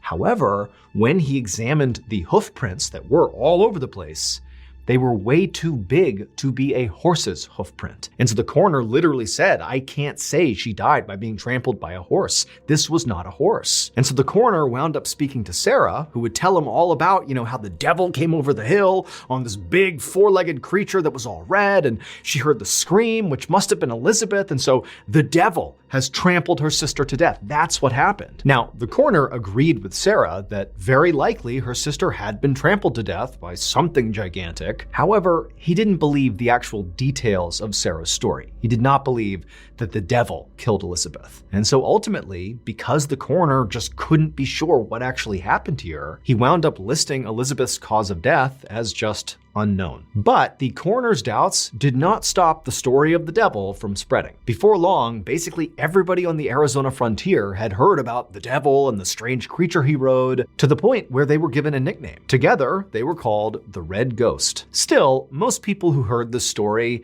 didn't really believe it actually happened. They figured it was kind of a joke or maybe an exaggeration, just sort of lore passed around town. But over the next few years following Elizabeth's death, sightings of the so-called Red Ghost became much more frequent and more strange. Many campers claim to have seen the Red Ghost trotting through the Arizona wilderness. In fact, some of these people claim that in the middle of the night, the Red Ghost would appear and trample on their tents. One cowboy claimed he got close enough to the Red Ghost that he was able to actually lasso its neck. However, the Red Ghost, in turn, took off so quickly and so powerfully that the cowboy got dragged and had to let go. And so stories like these, run-ins with the Red Ghost out in the wild, persisted for years, until about a decade after Elizabeth's death, this farmer in eastern Arizona happened to look out his window, and there, standing in his turnip patch, was the so-called Red Ghost. And this farmer had heard all the stories about the Red Ghost, and he had already made up his mind about what he would do if he ever ran into the Red Ghost, and that would be to shoot it. And so what did he do? He grabbed his rifle, he leaned out the window, and he fired. And the Red Ghost crumpled to the ground right in the middle of the turnip patch. Once the creature was down, the farmer rushed outside and ran up to the carcass to finally see what the heck the Red Ghost was, what was causing all these stories to spread over so many years. And when he got out there and actually looked down at the Red Ghost, he knew immediately that all the stories about this creature had been wrong. It would turn out the Red Ghost was not the devil riding some supernatural monster. Instead, the Red Ghost was a combination of two very mortal beings. The first of these two beings was a creature that, if you saw it today, you would know what it was. But for folks in Arizona in the late 1800s, they would have no way of knowing what this creature was. They had never seen it before. It had red fur, a long neck, and a humped back. It was a camel. It had been brought to the United States from the Mediterranean to help haul supplies through the western frontier, and it had escaped captivity. But this camel alone was not responsible for scaring the people of Arizona. What terrified the people of Arizona and created the legend of the Red Ghost was the rider of the camel. When Sarah saw the rider on the camel, at first she thought it was a person. But when she looked more closely, she saw they didn't have eyes and they had this disgusting toothy grin. They just couldn't be human to her. And so she had decided this must be the devil. But it would turn out her first instinct was right. This was a person. There was a person on the back of that camel. The devil on the back of the camel was a man's decomposing corpse. And because he was a decomposing corpse, his flesh and eyes had rotted from his face, making it look like he had no eyes and gave him this huge toothy grin because there was no flesh there. Now, we don't know who this man was or how exactly he died. All we know is at some point he was riding this camel escaped, he died and somehow didn't fall off and his dead body remained in an upright seated position on this camel. And then this camel just roamed around Arizona for years with this corpse on its back, giving the impression that it was the devil riding on a monster. Today, the red ghost remains a local legend in Arizona. In fact, there's even a permanent statue of the camel in a small Arizona town called Quartzsite. Thank you so much for watching. Let me know in the comments what you thought of today's episode, and also remember, we have hundreds more videos for you to binge right now. But if you want a recommendation of, which video to invest your time in, well, here are 2 great options right here. If you want more MrBallen content, click on this one. And if you want some redacted declassified mysteries with Luke LaManna, click over here. All right, until next time, see ya. Today, we have a special video for you guys. It's a collection of 5 stories, and the very first story you'll hear is a brand new story, and the other 4 are fan favorites that are all a good reminder that sometimes the truth is stranger than fiction. Now, those 4 fan favorites have all been re-edited for today's episode, so even if you've seen or heard them before, this will feel like a new viewing experience. And just a reminder, I'm actually on tour right now. Not literally, because I'm actually filming this in advance, but by the time you hear this, I'm gonna be on tour. And if you wanna follow along and see some behind the scenes footage, make sure you follow my Instagram account. My handle is just MrBallen. But before we get into today's 5 stories, if you're a fan of the strange, dark, and mysterious delivered in story format, then you've come to the right place because that's all we do and we upload once a week. So if that's of interest to you, the next time the like button is writing something very important, go up and nudge their elbow. Also, please subscribe to our channel and turn on all notifications so you don't miss any of our weekly uploads. Okay, let's get into today's stories.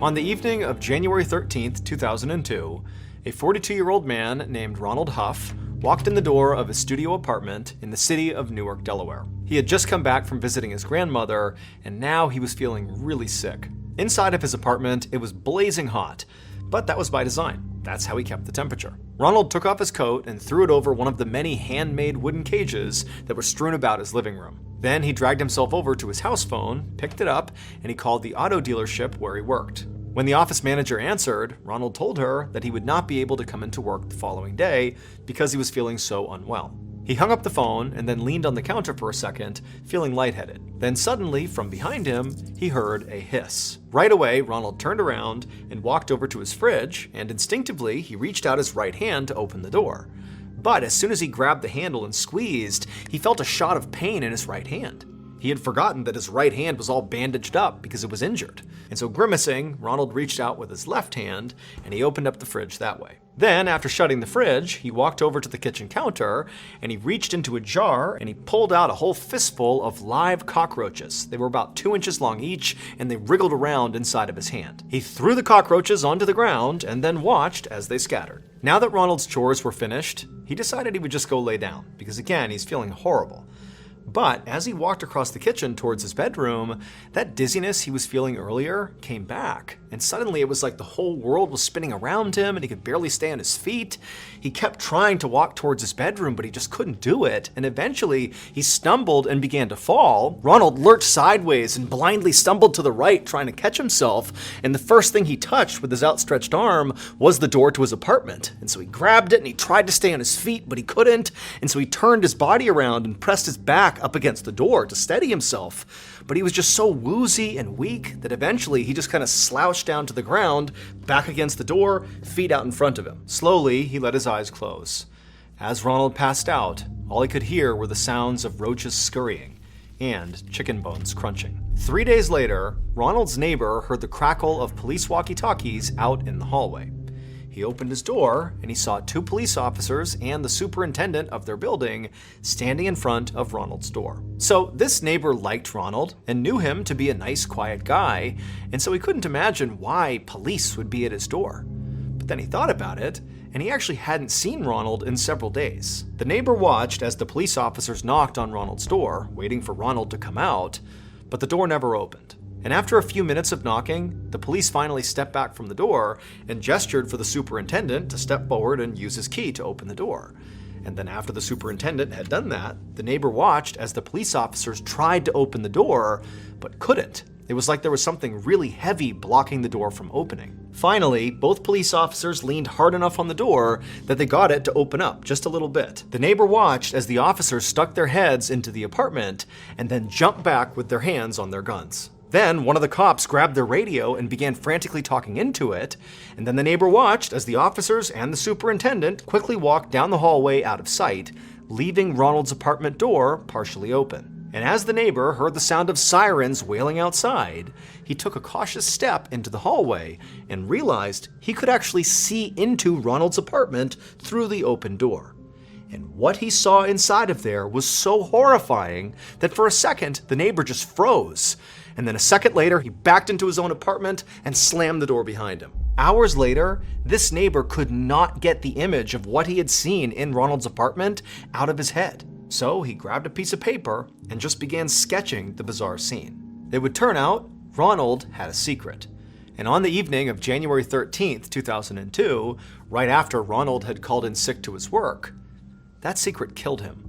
Here is the picture that the neighbor drew of what he saw inside of Ronald's apartment. On the floor is Ronald's dead body. His face, his ears, his hands, and his internal organs had all been eaten. And surrounding Ronald were the giant monitor lizards that he was secretly keeping as pets. He had 7 of them, which he fed roaches and raw chicken and allowed to just free roam his apartment. They ranged in size from 2 feet to 6 feet long. These are massive lizards. And unfortunately for Ronald, not only are monitor lizards carnivores, but also their mouths are filled with deadly bacteria. The reason Ronald's hand was bandaged up, his right hand, is because one of his lizards, a week prior to his death, had bit his hand, and the bacteria had given him this horrible staph infection. And it was that staph infection, a week later, that very likely caused him to pass out inside of his apartment. And then after that, he was eaten by the lizards. Now, it's assumed he died from the staph infection and then was consumed. However, the autopsy couldn't prove that, and so it is possible he may have been still alive when they began to eat him. After Robert's death, his lizards were taken from his apartment and placed in the Catoctin Wildlife Preserve and Zoo in Thurmont, Maryland.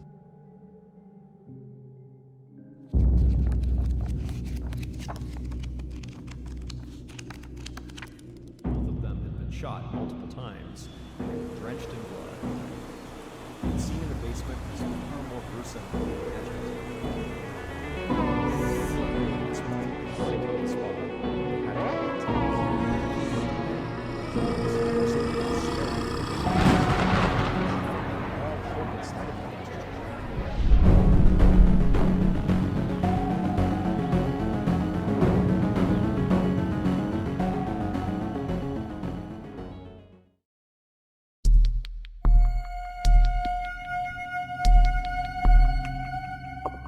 From the time Gareth Williams was a young boy, his parents knew he was extremely gifted. When he was just 17 years old, he achieved a first-class honors mathematics degree from a university in his hometown of Wales. A couple of years after that, he had his PhD from the University of Manchester in England. And after that, he was accepted into a postgraduate course at one of the most prestigious universities in the world, Cambridge. But he wouldn't finish that degree because his incredible academic achievements had got the attention of Britain's intelligence agencies, and they began recruiting him. In 2001, when Gareth was 23, Britain's communication headquarters, commonly known as GCHQ, which is one of Britain's main intelligence agencies, offered him a job as a codebreaker. He eagerly accepted the job, dropped out of Cambridge, and then moved into a modest apartment in Cheltenham, which is the resort town about 88 miles away from London, where GCHQ is located. And there he would live and work for the next 10 years. Despite being an intensely private and shy person, Gareth was a highly valued team player whose genius in mathematics and technology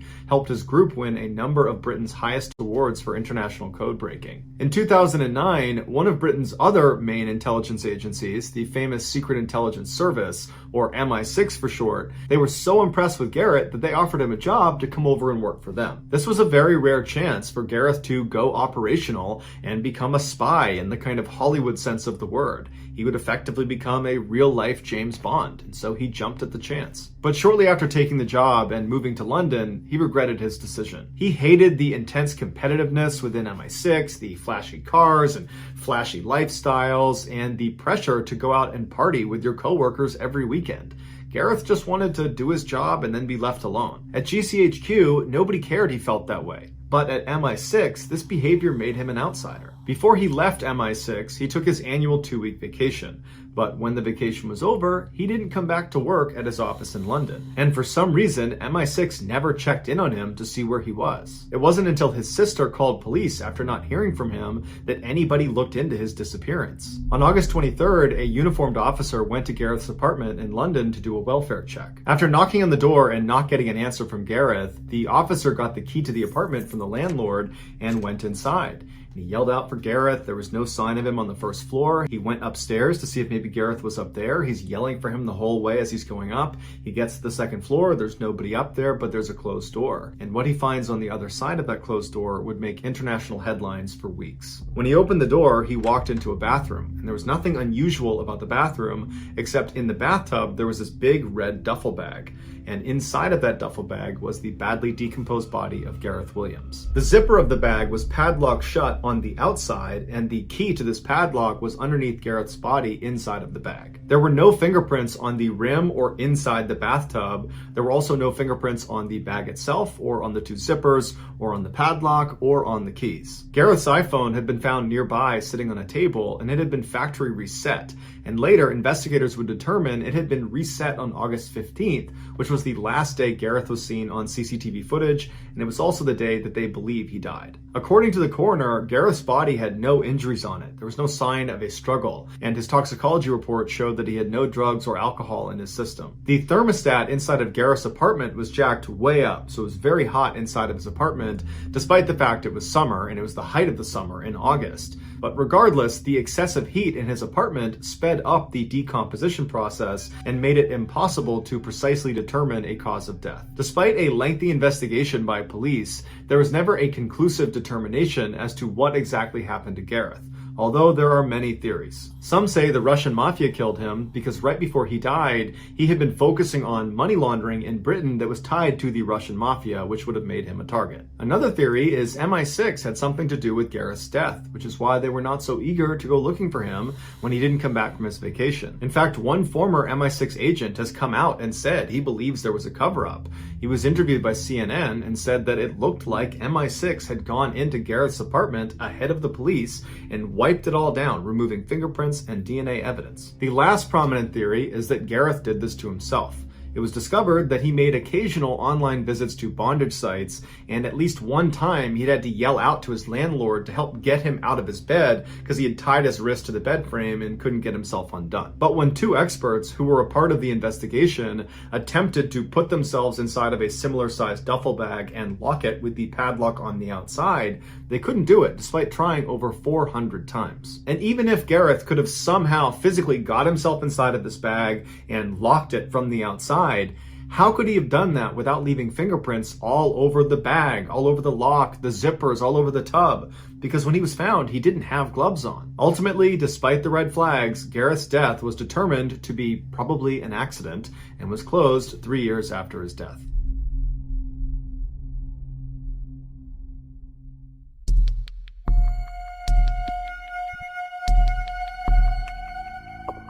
Growing up, Pauline Dakin always suspected that there was just something off about her family, and years later, she would find out she was right.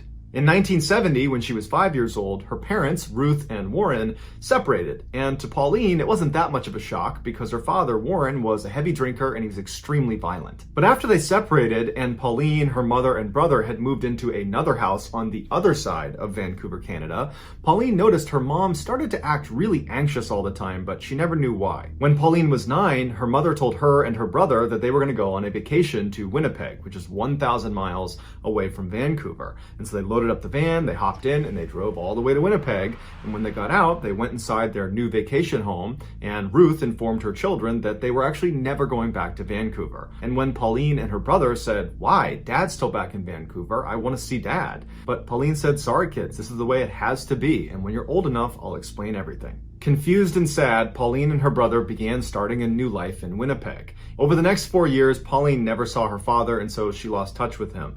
But she started making a couple close friends in Winnipeg, and she was starting to feel like this was home. But right as she was starting to feel normal, her mother told her and her brother that they needed to move right now all over again. This time they were going to go all the way to New Brunswick, the far east side of Canada. Their mother made them swear they would tell no one about this move. But later that day, when Pauline was with her best friend Wendy, she let it slip that she was moving, and so when Ruth came to pick Pauline up from Wendy's house, the two girls had to effect these sort of breezy goodbyes to each other so that Pauline's mother wouldn't suspect anything. Once in New Brunswick, the family did put down roots, and they stayed there for many years, but Pauline's mother still was just incredibly anxious and paranoid about something. The kids just had no idea what it was. Fast forward to 1988, when Pauline was 23 years old. She had moved 2 hours away from the family home in New Brunswick and was living with her boyfriend and was working as a reporter at a local newspaper. And during that time, her mother called her and said, "Hey, I'd like to meet you at a motel. I'm finally ready to tell you everything about your childhood." Pauline was really intrigued and excited. This was a conversation that was literally decades in the making.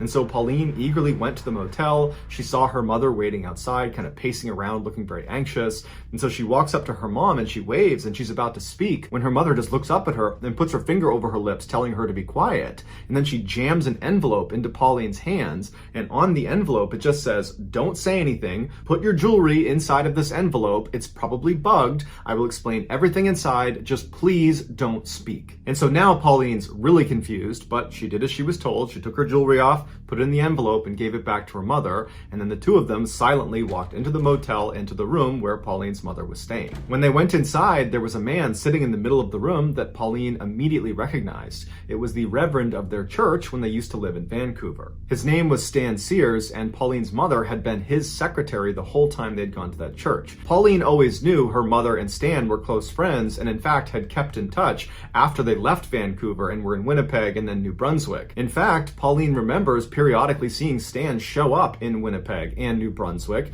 to visit with Pauline's mother. So it was a surprise, but not a total shock, when Pauline's mother confessed to her that in fact she and Stan had fallen in love. And in fact, they had had a secret relationship from the time they lived in Vancouver. But this revelation was nothing compared to what Pauline heard next. Her mother explained that the reason they had had to move so many times during her childhood was because Pauline's father, Warren, was actually a mobster and was a key member of an organized crime syndicate in Vancouver. Right after they separated, Pauline's mother found out she had a hit put on her head because the mob now believed that the husband could not control her anymore and she knew too much. Stan also found out that he had a hit on his head because Ruth discovered that the mob wanted to kill him too because they knew about their relationship. And then also, apparently Stan was counseling a man that was in his congregation that wound up being a mobster, and so the mob believed this man had given up critical information to Stan, making him even more of a liability. At first, Stan said he didn't believe any of this,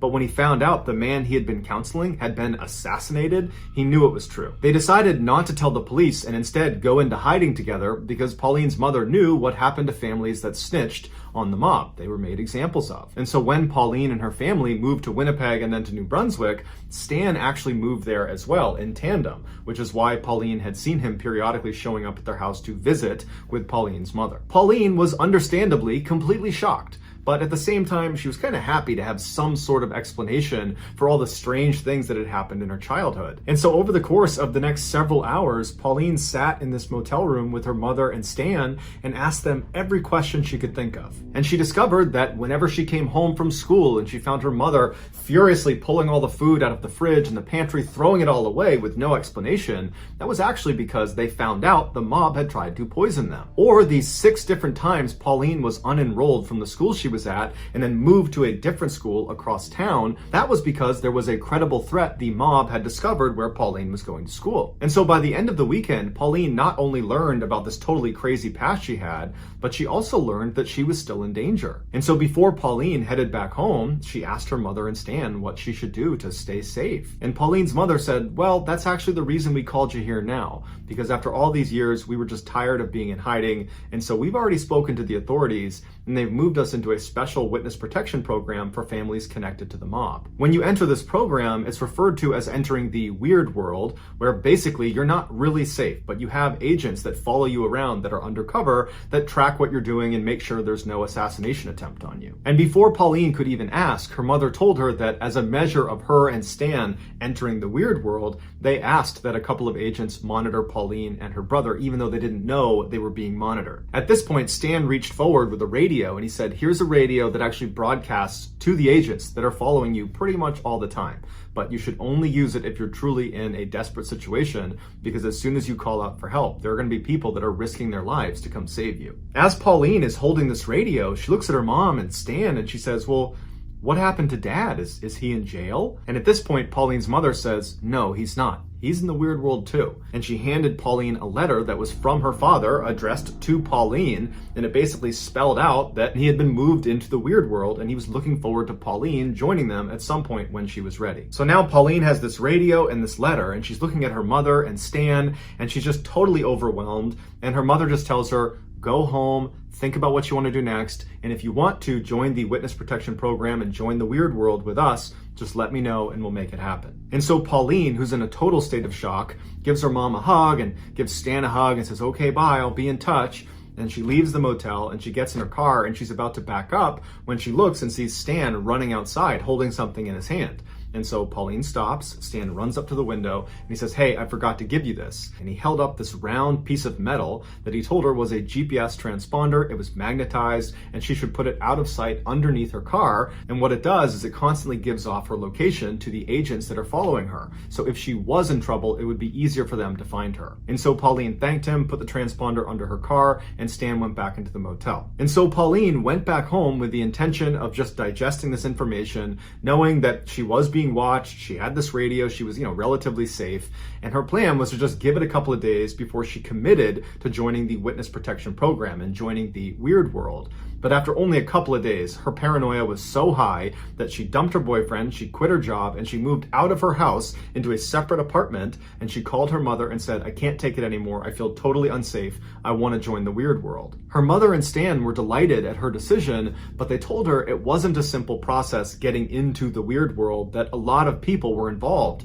in her basically giving up her old life and entering this new one. And so Pauline's mother told her that she would be in touch with one of her agents, and they would contact Pauline when it was time for her to go. And in that time, Pauline met a new boyfriend, Kevin, who became her husband.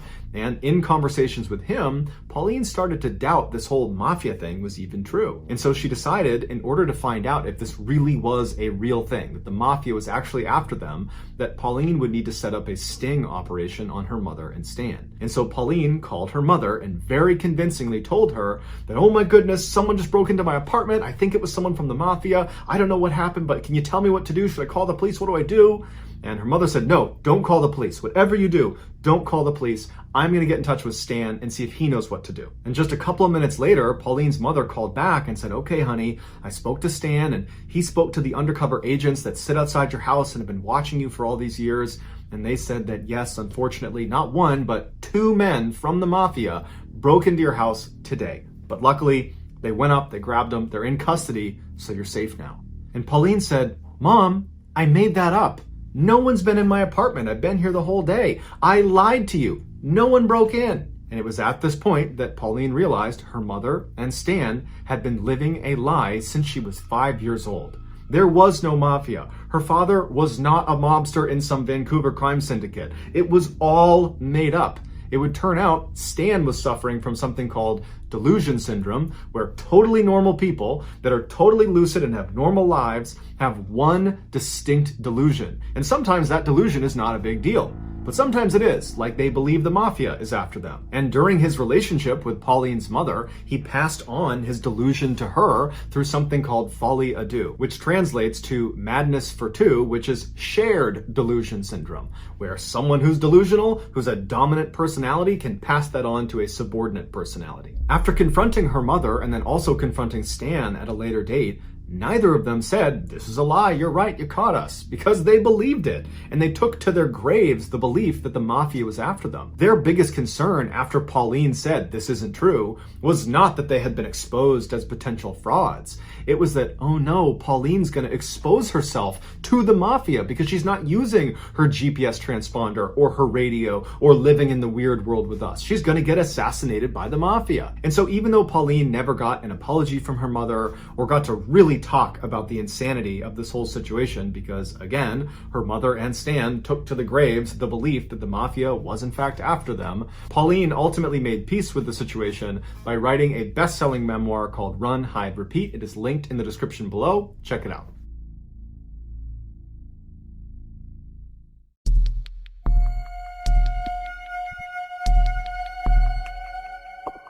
On September 15th, 2010, a 55-year-old man named Greg Flanagan checked into the Elegante Hotel in Beaumont, Texas to start his work week. As a young man, Greg had worked as a chief engineer on ocean-going vessels, spending months out at sea. But in his middle age, he had reinvented himself as a landman. It was Greg's job to secure leases of mineral rights and land for drilling. Greg was slender and fit-looking despite the fact that he never exercised and he smoked constantly. He kept a close-cropped white beard and he had the leathered skin of a lifelong outdoorsman. Every Monday morning, Greg would make the 2-hour commute in his pickup truck from Lafayette, Louisiana, all the way to Beaumont, Texas, where his company would always rent him a room. The hotel itself was neither good nor bad, but to Greg, he didn't care. He just needed a bed and a TV. Once Greg walked inside, he had a bathroom immediately to his right, and then a little bit farther in was the main section of the hotel room, which was very basic.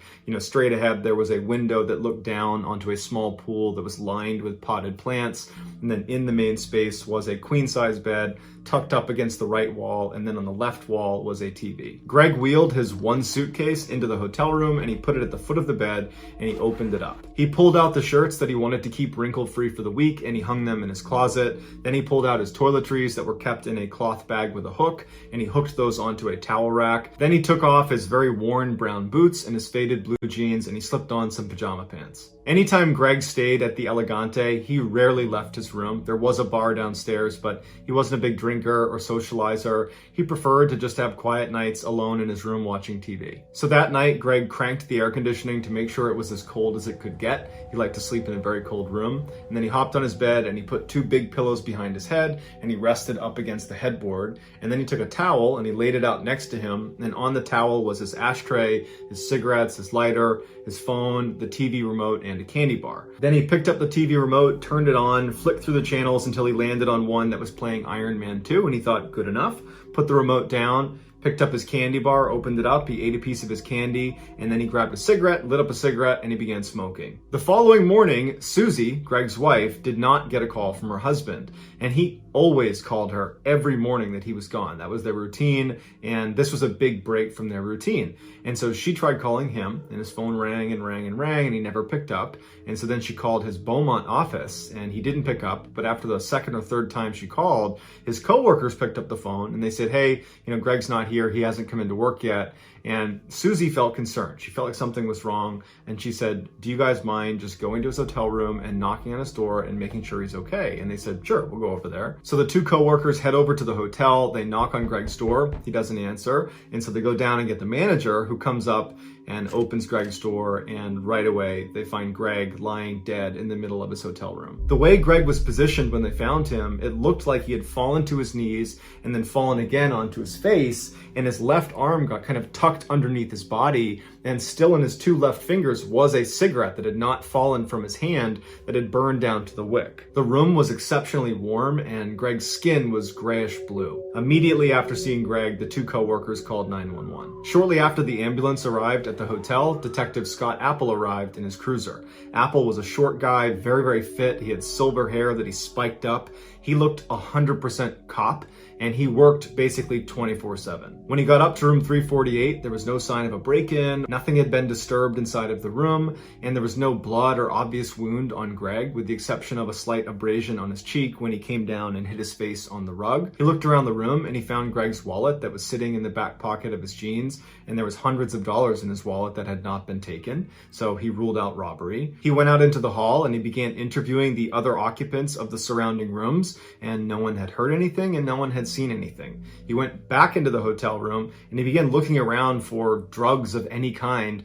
or any substance that Greg might have taken that could have contributed to his death, and there was nothing. No prescription pills, no alcohol, nothing. Later that day, after the family had been notified of Greg's passing, his grief-stricken wife, Susie, called Detective Apple, and she said, you know, my husband did not take good care of himself. He had a terrible diet. He's been smoking like a chimney since he was a young teenager, and he never saw a doctor. And I always told him that if he wasn't careful, something like this was going to happen. I always worried that he might have a heart attack or something. So at this point, not only does Greg's family think he died of natural causes, Detective Apple also thinks the same thing. He's thinking about what he saw in the hotel room, and there's no sign of any foul play. It just looks like a guy whose lifestyle caught up to him. Greg's body was sent to Dr. Tommy Brown, who in Beaumont, Texas, he was like the medical examiner. He'd been doing this for years and years. Dr. Brown had read ahead that they believed Greg had died of a heart attack or something like that. And when his body was wheeled in front of him, there was nothing he saw right away that contradicted that theory. The only two marks that the doctor noted on the outside of Greg's body was the small abrasion on his face from where he landed on the rug, and then he also had another small abrasion on his crotch. But beyond that, the rest of his body was completely unblemished. When he looked inside of his body, it looked like someone had literally just crushed his insides. His torso was full of blood. Food from his intestines had been ripped outside. He had ribs broken, internal organs were lacerated, and there was a hole in his heart. Dr. Brown was really confused at what he was looking at, because the severity of Greg's internal injuries were more consistent with someone who had been in a severe car crash or who had had a really heavy object land on them. But Greg didn't have any significant external injuries that would support either of those two things happening to him. And he was found in the middle of a hotel room where there was nothing disturbed and no one had apparently seen or heard anything. And so Dr. Brown says, look, I don't have all the answers here, but this was not natural. This is a homicide. And my best guess is he was beaten to death.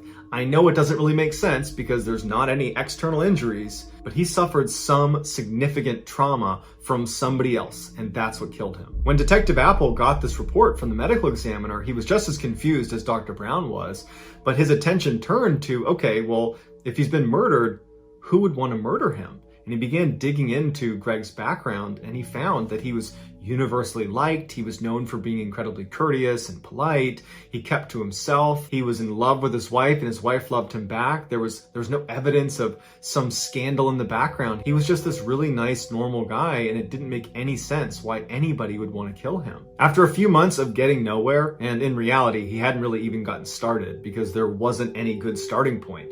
The only thing he could find that was odd about the crime scene was that the room was particularly warm when they walked inside, which was not in keeping with how Greg would have kept the room. But that doesn't explain why his insides were crushed. And so he's gotten nowhere, and then he makes a discovery. He found in the hotel's maintenance logs on the night Greg died, he had been making popcorn in his microwave and managed to blow a fuse. And it wasn't just his power. Maybe Greg didn't know this, but he cut the power to both the room next to him on his right and on his left and below him. And so he calls down to the front desk, and a maintenance guy came up and he reset the breaker. This opened the door to two theories. The first theory is the maintenance guy, who did have a criminal record, when he came up to fix the breaker, he attacked Greg.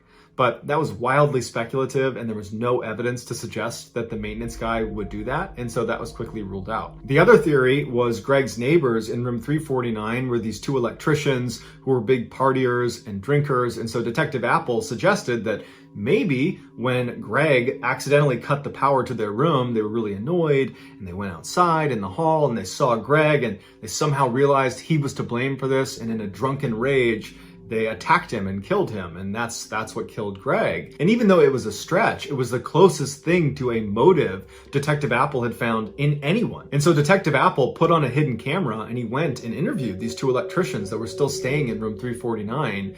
And he said when he spoke to them, they were very forthcoming. They seemed very honest. They were appropriately curious about what happened to Greg. And all they said was, look, we had no interaction with him. We did hear him coughing when we came back from the bar. We were at the bar that night, but honestly, that's the extent of our interaction with him. The electricians offered up their cell phone numbers, their email addresses, and said, anything you need from us, we'd be happy to help. We're really sorry this happened. At this point, Detective Apple is back to square one. No one knows what happened to this guy. The one big lead he had, the maintenance records, proved to be a total dead end. And so unfortunately, this case went cold. 7 months after Greg's death, where there had been absolutely no traction on figuring out what happened to him, Susie, Greg's wife, decided she wanted to hire a private investigator. And her friend suggested she call Ken Brennan, who was a famous private detective who was well known for being able to solve really complex cases. And so on a whim, Susie calls Ken Brennan, not expecting to get through to him, thinking he's probably super busy and has other cases because he's on TV and he's this really famous guy. But he picked up the phone and he was like, hey, how can I help you?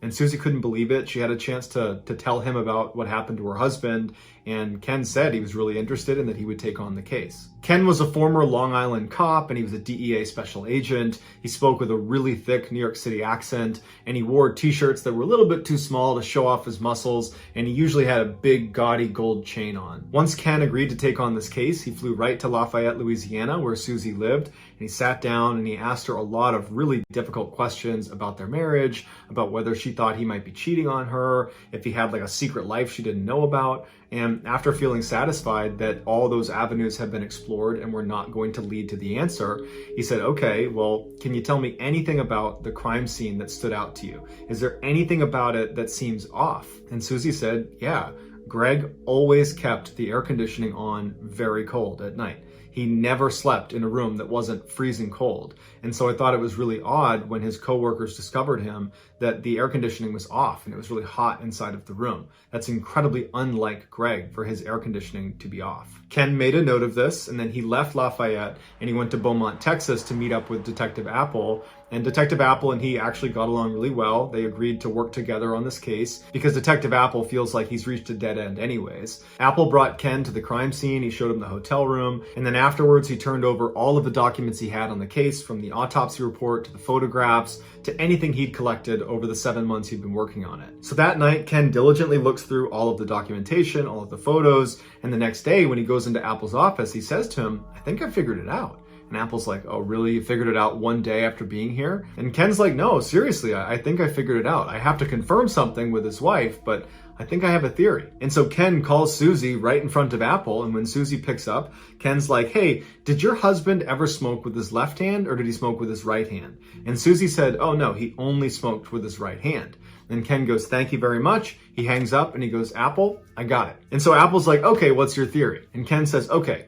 So I spoke to Susie and she told me it was very strange that his room was not air conditioned when they discovered his body, because Greg was known for always turning on the air conditioning to as cold as it can get, especially at night when he went to bed. And so when his power went out the night before, his air conditioning would have gone out. And so the maintenance guy comes up, turns the power back on, but it doesn't trigger the air conditioning to turn back on. The room is still cold from having been air conditioned all evening to that point. And so the TV is back on, and so perhaps Greg turns and just starts watching TV. Because the room feels air conditioned, he hasn't realized that he hasn't turned the air conditioning back on again.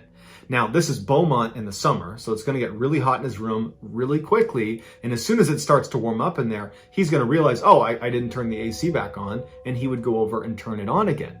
And so because the air conditioning wasn't on, and we know that the power was restored at 8:30, then he must have died after the power was on, but before it got warm enough in the room for him to recognize he did not turn the AC on, which means he would have died somewhere between 8:30 and 9 p.m. at night. And so Apple's like, wow, that's pretty impressive, except that doesn't really help us figure out how he died or who killed him. And Ken puts his hand up and he says, I know, I'm just building the whole picture here. Okay, so we have him dying between 8:30 and 9, and I don't think he was beaten to death. I think a lot of people want that to be what killed him because it's kind of the only thing that might make sense, but I say it definitely doesn't make sense because of the cigarette.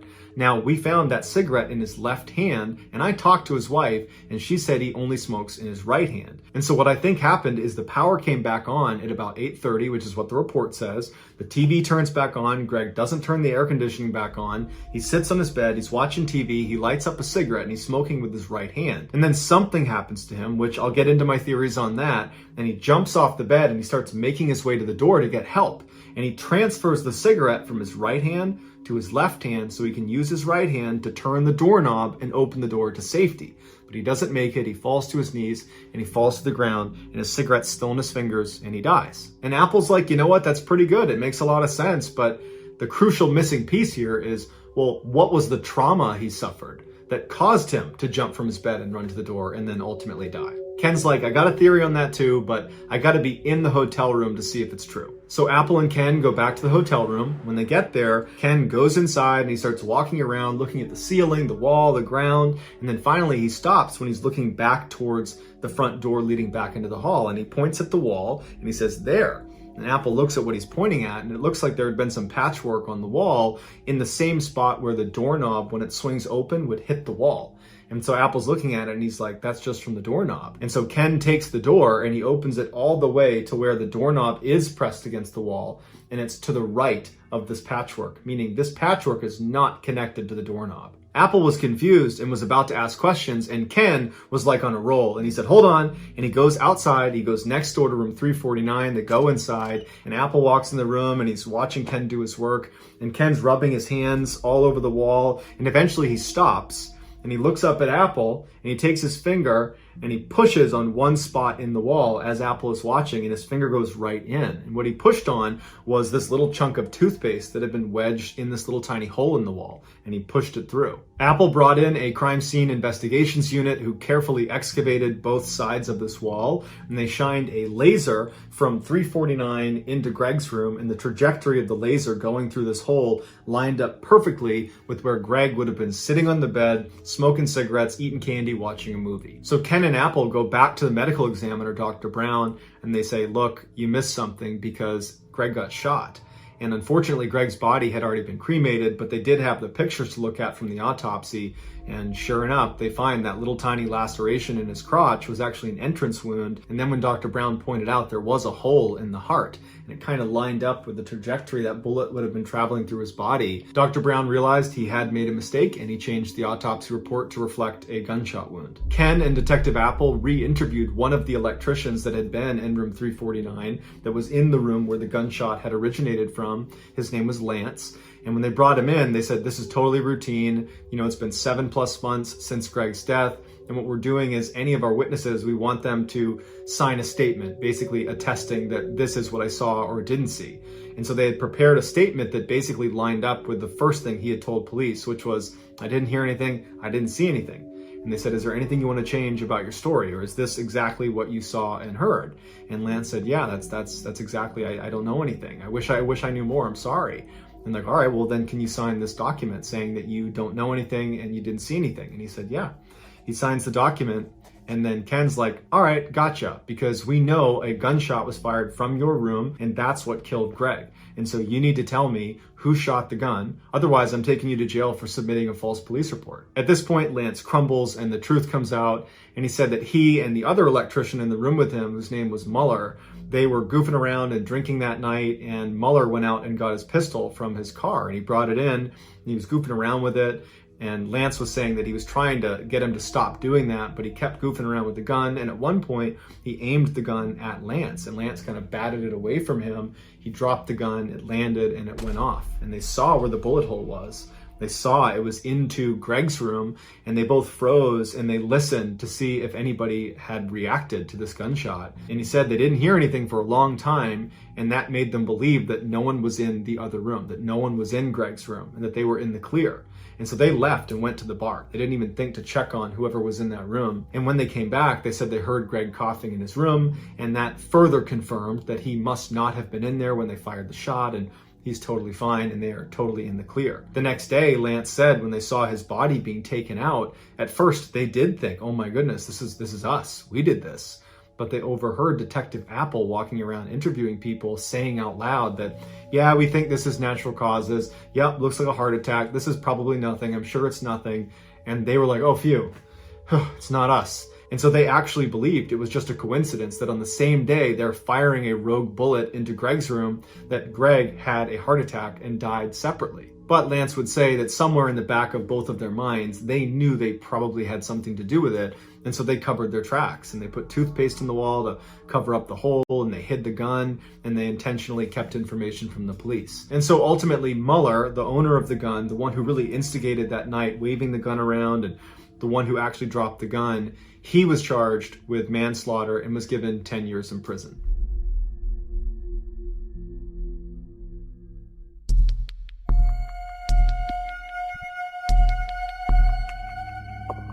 On April 27, 1997, a farmer in Indonesia was walking his livestock through a thick sugarcane field near his house when he tripped on something. After he regained his balance and looked down, he noticed a strange mound of dirt that seemed totally out of place. He wanted to dig it up just out of curiosity, but he wasn't on his property, so instead he walked back to the village and he told the village leader about this strange pile of dirt and suggested he see what's under it. So the village leader and some other men headed back out to the field. They find this dirt pile, and the first thing they do is they poke it with a stick. The stick went right into the pile. It was a soft pile of dirt, and when they pulled it out, this horrible stench filled the air that was coming out of this mound. Worried about what they might find underneath this pile, the men decide to leave it alone and go back to the village and tell authorities about it, and the authorities promptly tell them to go back out there and uncover this thing and tell them what they find. And so the village leader and some more men head back out to the field and they start digging. And pretty quickly their shovels strike something that's fairly soft inside of this mound. And so after delicately removing some more dirt,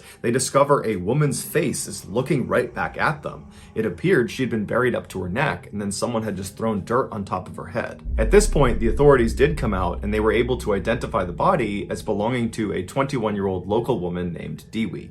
After asking around the village about this girl, the police determined the last time anyone had seen her was 3 days earlier when she had left her house to run an errand. But after that, no one knew what happened to her. Just a few hours after Dewey's discovery, a 15-year-old rickshaw driver came to the police with additional information. He said 3 days earlier, on the evening of April 24th, so the same day that people had seen Dewey last, he said she had come to him to ask for a ride. And when she got into the rickshaw, he asked where she wanted to go, and she said she did not want to tell him specifically where she was going. Instead, she just wanted him to drive in a particular direction, and she would give him more information about how to get where she wanted to go as they got closer. And so this really intrigued the driver. And so after he began going in this direction, he turned to her again and said, can you tell me anything more about where we're going? This is really weird that you're not giving me any more information. And so finally, Dewey relented and she told him she was going to see the shaman. A shaman, in simple terms, is someone who uses magic to cure the sick. The driver did think it was odd that this girl was going to see the shaman in the middle of the night and she was being so secretive about it,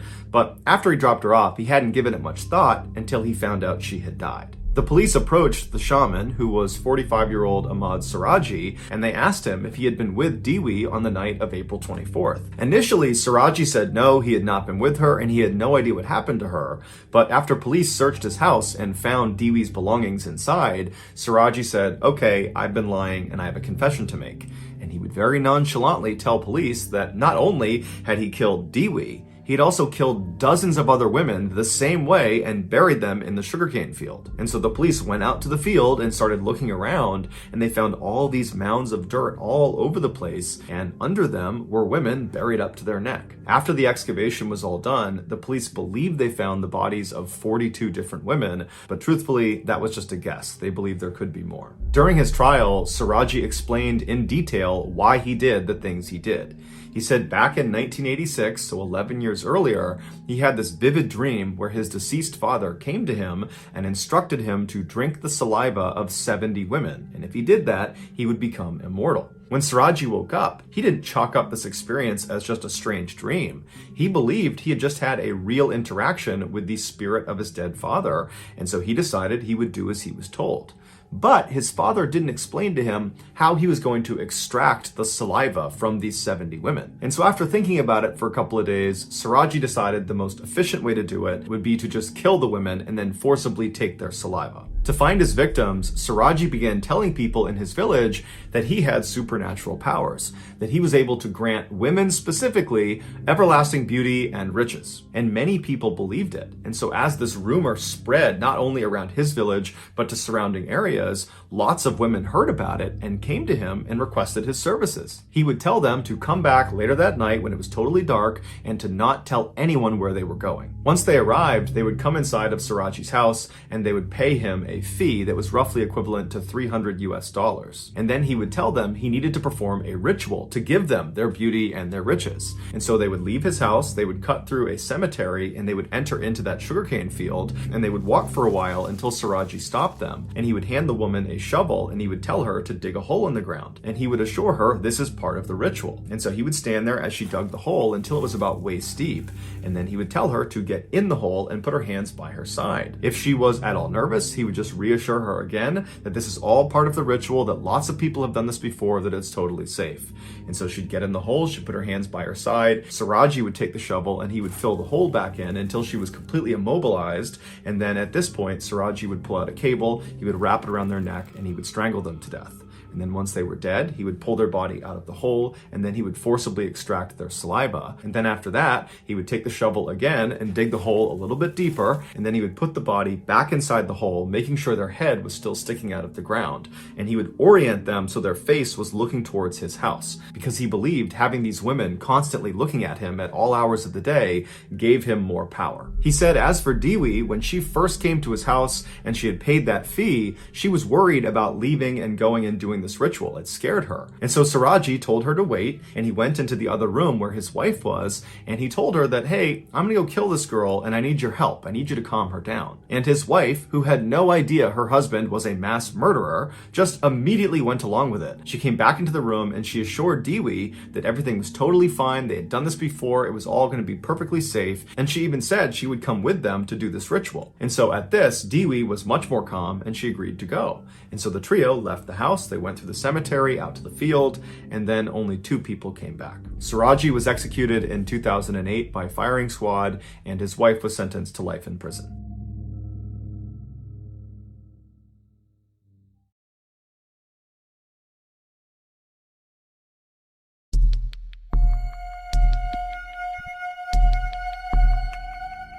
On July 20th, 1968, a small fishing boat called El Fausto took off from their port on La Palma Island, which is part of the Canary Islands, which is a Spanish archipelago, and they took off for El Hierro, which was another island about 50 miles to the south. On board El Fausto were 3 very experienced fishermen and sailors. They were the brothers Ramon and Eliberto Hernandez, as well as their cousin Miguel Acosta. Their trip to El Hierro was uneventful. It took about 7 hours. They arrived at the port in the early evening hours, and they unloaded their cargo onto the island, which was actually explosives used in agriculture. So they unloaded all that, and then the 3 of them went to get some food and relax for a few minutes before they came back to the dock and began preparing to leave. So that evening, as the 3 men are standing on their boat, repacking the ship and getting ready to leave in the next few minutes, they see this man running down the dock who's frantically waving at them, trying to get their attention. And so they stop what they're doing and they beckon him over and say, what do you need? And the man introduced himself as Julio Garcia. He was clearly very upset. He was talking really quickly and they had to slow him down a couple times to try to understand what he was saying. But he communicated that his wife had called him earlier that day, and she said their 2-year-old daughter was very sick and he needed to come home right away. And he ran down to catch the ferry back to his home island of La Palma, so the same island these 3 men are from, and he missed the ferry. And the next ferry going back to his home island was not for another 2 days. And so Julio was running up and down the dock trying to flag anybody who owned a ship that might be willing to take him to La Palma, even if it was out of the way. He was prepared to pay for it. And so, of course, the El Fausto crew said, we're actually going to La Palma. We live there too, and we'd be happy to take you. You don't need to pay for this. And so Julio begins to help them load the rest of their equipment onto the boat, which included some food. They had 22 pounds of fruit and they had some fresh water. And then once everything was loaded up, they undid their lines and they set sail for La Palma. They took off at about 2:30 in the morning on July 21st. The water was very calm during their return trip. The only thing they had to contend with was a light mist that formed over the water in the early morning hours right after the sun came up, but it really wasn't enough to affect their ability to navigate. But even if the mist was more severe than people realized, Ramon, Eliberto, and Miguel were very experienced sailors that in fact had been sailing on this particular stretch of water ever since they were teenagers, and they had navigated these waters in far worse conditions and had always managed to get through it. But at 10 a.m. that morning, when the Fausto crew was supposed to arrive at La Palma, they didn't. And the owner of the boat itself was waiting at the dock for them, and when they didn't show up, he wasn't overly concerned because he knew these three men. He regularly went out on this particular boat with them. In fact, he normally would have gone on the trip to El Hierro with them, but he had commitments on La Palma, so he didn't go. And so he's not particularly worried about them. He figures they ran into some mechanical issue and, they're getting it figured out, but they're just late. But after a little while, the families of the El Fausto crew started to ask the owner, where are they? Why aren't they here? And so the owner, who again is not overly concerned, but wants to make sure the families are not worrying, says, you know what? I'll send a search boat that will take the exact route El Fausto was on, but in reverse, and I'm sure they can just drive straight out there and they'll run into them and they will help them fix, whatever issue they have, which is more than likely mechanical. That's an old boat, and we've certainly run into other mechanical issues in the past. So this search boat goes out, and for hours and hours and hours, they're looking along the exact same charted course that El Fausto was supposed to be on, and they're nowhere to be found. And so they radio back in to the owner of the boat, and they say, look, we can't find him. What do you want us to do? And he called them back in, and he realized that, if we can't find them anywhere near the route, that probably something more sinister has happened to them. And it was at this point that he got in touch with authorities, and they launched a much more formal search and rescue effort. Planes and boats spilled out over the sea to look for El Fausto and her crew, and everybody who was looking was operating with an enormous sense of urgency, because anybody who was looking had been told, these guys don't have much in the way of supplies. They have 22 pounds of fruit, and they have a very limited freshwater supply.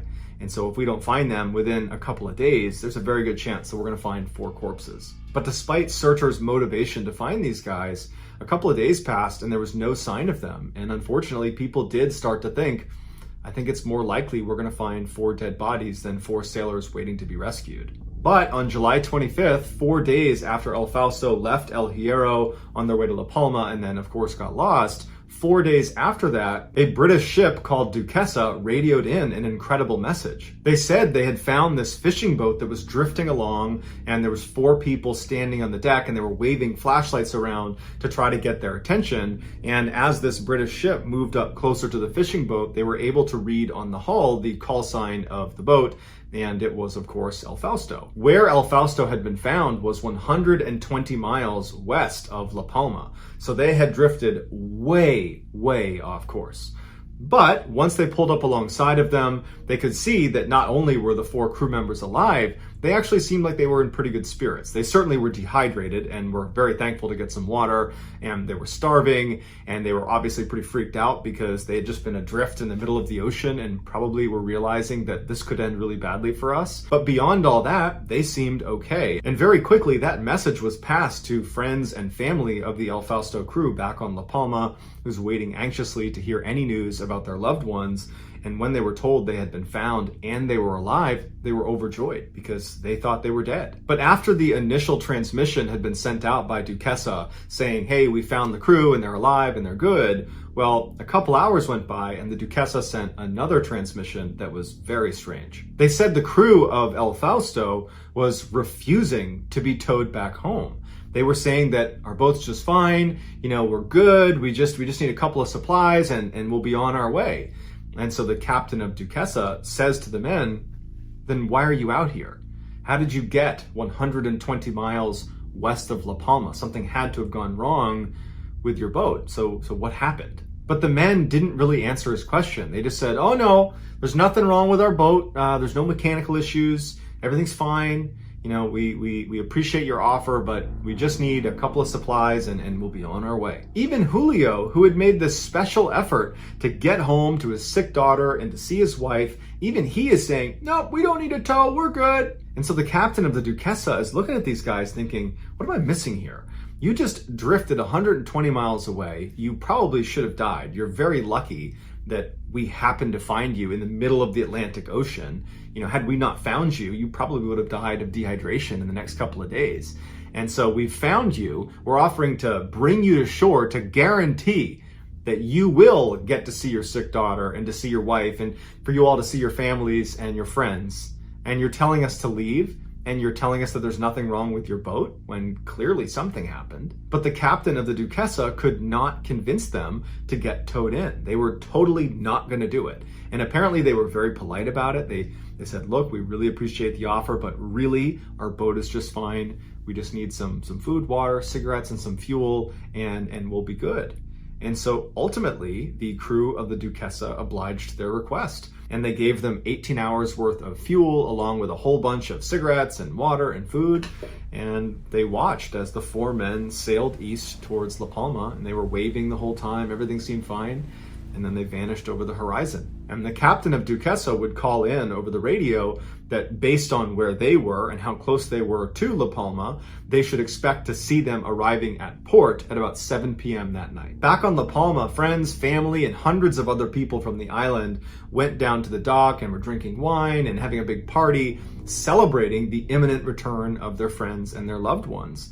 But unfortunately, 7 p.m. came and went, and they didn't show up. And so, of course, the family of the crew became very worried that, oh my gosh, this nightmare is starting all over again. And the owner of El Fausto came over to them and reassured them that he's been in touch with the authorities who were speaking to the captain of the Duquesa, who were speaking to our friends and family and loved ones on El Fausto, and everything's fine. They have all the supplies they need. They have all the fuel they need. I'm sure they're just running a little bit late. Everything is totally fine. And so friends and family and some diehard supporters stayed down at the dock for several more hours until it became clear that something's gone wrong, and unfortunately this nightmare is not over. The next morning, after El Fausto and her crew were once again labeled missing, Spain kicked off their largest ever search for missing people. They had bombers flying overhead, they had military and civilian ships all over the area where the Duquesa had made contact with El Fausto.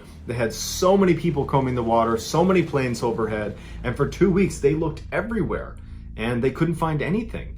And finally they had to call it off, and they said, look, we don't know what happened to them. And they declared them lost at sea, which basically meant we think they're dead, but we'll probably never know for sure. 2 months later, on October 9th, an Italian merchant ship called the Anna de Mayo, who was on their way to Venezuela, spotted a small fishing boat way off in the distance that was just bobbing around aimlessly. And the first thing they noticed was this ship is far too small to be making a cross-oceanic voyage. They shouldn't be out here. And as they got closer, they could tell that there was no one standing on deck or in the cabin. There's no one driving this boat. And so finally they got so close they could read the hull, and it says El Fausto. So the Anna de Mayo pulls up right alongside El Fausto. They tether themselves together so it doesn't float away. And two of the Italian sailors get on board El Fausto, and they're yelling out to see if anybody's there, but no one's responding.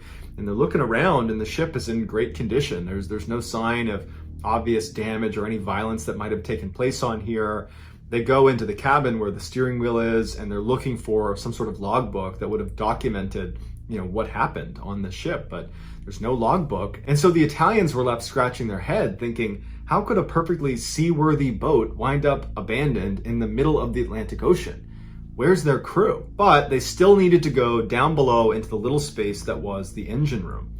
And so the two sailors that had boarded to look around, they make their way over to the section of the deck where there's this hatch that they open up, and they look down and they smell this horrible smell, and they turn on their light and they're met with this horrible and inexplicable scene. Laying on the ground inside of the engine room on his back was a dead man who was partially mummified. He had no clothes on, and he was clutching a transistor radio. And so the two Italians that found him, they stepped back and they had to compose themselves. And then one of them actually went down to look around for clues and see if perhaps there's other bodies down there. And so when he went down, it was just the one body, and he could only find one other clue, and it was this small notebook that was positioned right behind the dead body that they didn't see when they first looked down. So the Italian sailors leave the engine room and they take the notebook back to their ship, and they open it up, and the first thing they see is the middle section of the notebook has been torn out. In fact, 28 pages were missing, and all they were left with was a couple of pages at the beginning and a single page at the end. The first couple of pages just were a couple of notes and some simple math calculations. Nothing significant. The last page appeared to be a farewell of sorts, but the language that was used was a little bit confusing and it was difficult to read, and so the Italians were not entirely sure what any of it actually meant. And so they figured it would be best to just give the notebook to authorities and they could figure out what it meant. And so the captain of the Ana de Mayo radios in to Spanish authorities that they've found El Fausto and that they intend to tow it back to Venezuela, where they were already going, at which point they'll turn over everything they found and authorities can take it from there. So the Italians put a tow line on the bow of El Fausto and began towing. 2 days later, Spanish authorities received a crushing telegram. Apparently the night before, as El Fausto was being towed, it suddenly lurched forward and went bow down into the water and sunk so rapidly that it ripped the tow line off of the back of the Ana de Mayo and was underwater well before they could do anything to try to stop it. The crew of the Ana de Mayo swore they had followed procedure and they knew what they were doing, and this was just kind of a freak thing, but regardless of how or why it happened, the ship was now gone, and so too was the dead body, so they couldn't even positively identify whoever that was. All they had was that notebook they recovered from inside the engine room. The notebook was sent to La Palma, where it was put in front of the families of the 4 men who were on El Fausto, and very quickly Julio's wife was able to identify his handwriting. He apparently had a unique way of writing and she was used to reading it, and so she said, that's definitely his writing, and in fact I recognize that notebook. He kept that notebook to track payments because he was a mechanic and people requested his services, and that's what he used to track payments. This of course meant the dead man inside of the engine room was almost certainly Julio. Julio's wife examined the notebook and she was able to decipher that last page, at least most of it, and she said it was this very detailed description of exactly what she needed to do once he died, because clearly, based on the way he was writing, he knew he was about to die. And at first it says, here's how you access my insurance policy, and here are the different properties I own, and how you go about selling them. And then in his final moments, he scrawled one last message at the very bottom of the last page that said, don't ever tell our son all that has happened to me. You know that God wanted this fate for me. Love you. So if Julio was so sure he was about to die that he would take the time to write out a detailed list of instructions for his wife to follow when he died, well then why didn't he take the time to also offer a small explanation as to what happened to he and the other crew members of El Fausto? He had to have known that whoever was going to find his dead body and this notebook was going to have an awful lot of questions. Unless he did know that and did write a description, except it was in those 28 pages in the middle of the notebook that had been removed. And if that's the case, then who removed them and why? And where's the rest of the El Fausto crew? And why did they tell the Duquesa that nothing was wrong with their ship? And why didn't they take the tow into shore, which would have guaranteed their safety? There's just so many questions that have never been answered in 50 years. The most widely accepted theory is the crew of El Fausto experienced a series of small but compounding setbacks that, combined with panic, led to really bad decision-making and ultimately their death. Others say there are just too many anomalies and oddities about this case to just be a product of bad decision-making, that there has to be something else going on. And so there are lots of alternative theories about what happened, ranging from abduction to illegal trafficking gone wrong, to perhaps they saw something they shouldn't have. But sadly, no one will know for sure what happened to these guys until there is a major break in the case. And at this point, people are just hoping those missing 28 pages turn up and that those will be able to explain what happened to El Fausto and her crew. Before I became a professional, strange, dark, and mysterious storyteller, I served in the military. And during my time in the military, I had some pretty wild experiences. But what I remember most about my time in service was not my own stories, but rather the stories I heard from other service members. Keep in mind, service members are sent to some of the most isolated and treacherous places in the world that very few people go to.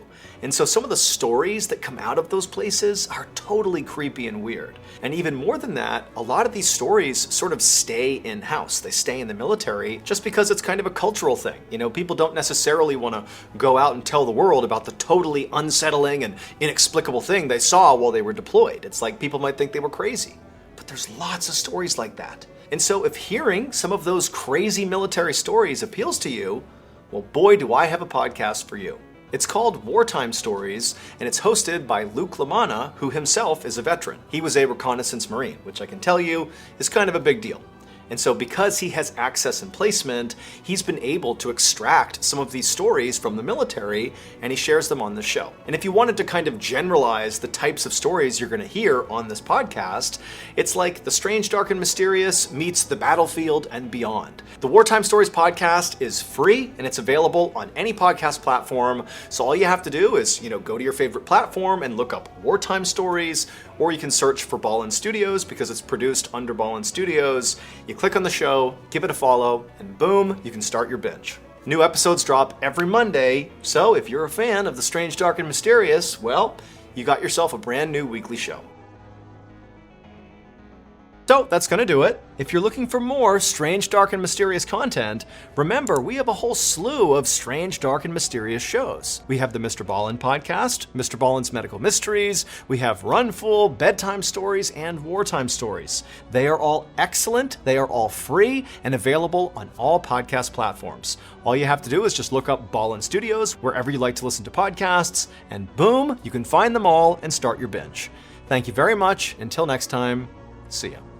Wait, don't go anywhere. If you're looking for more strange, dark, and mysterious videos, click here.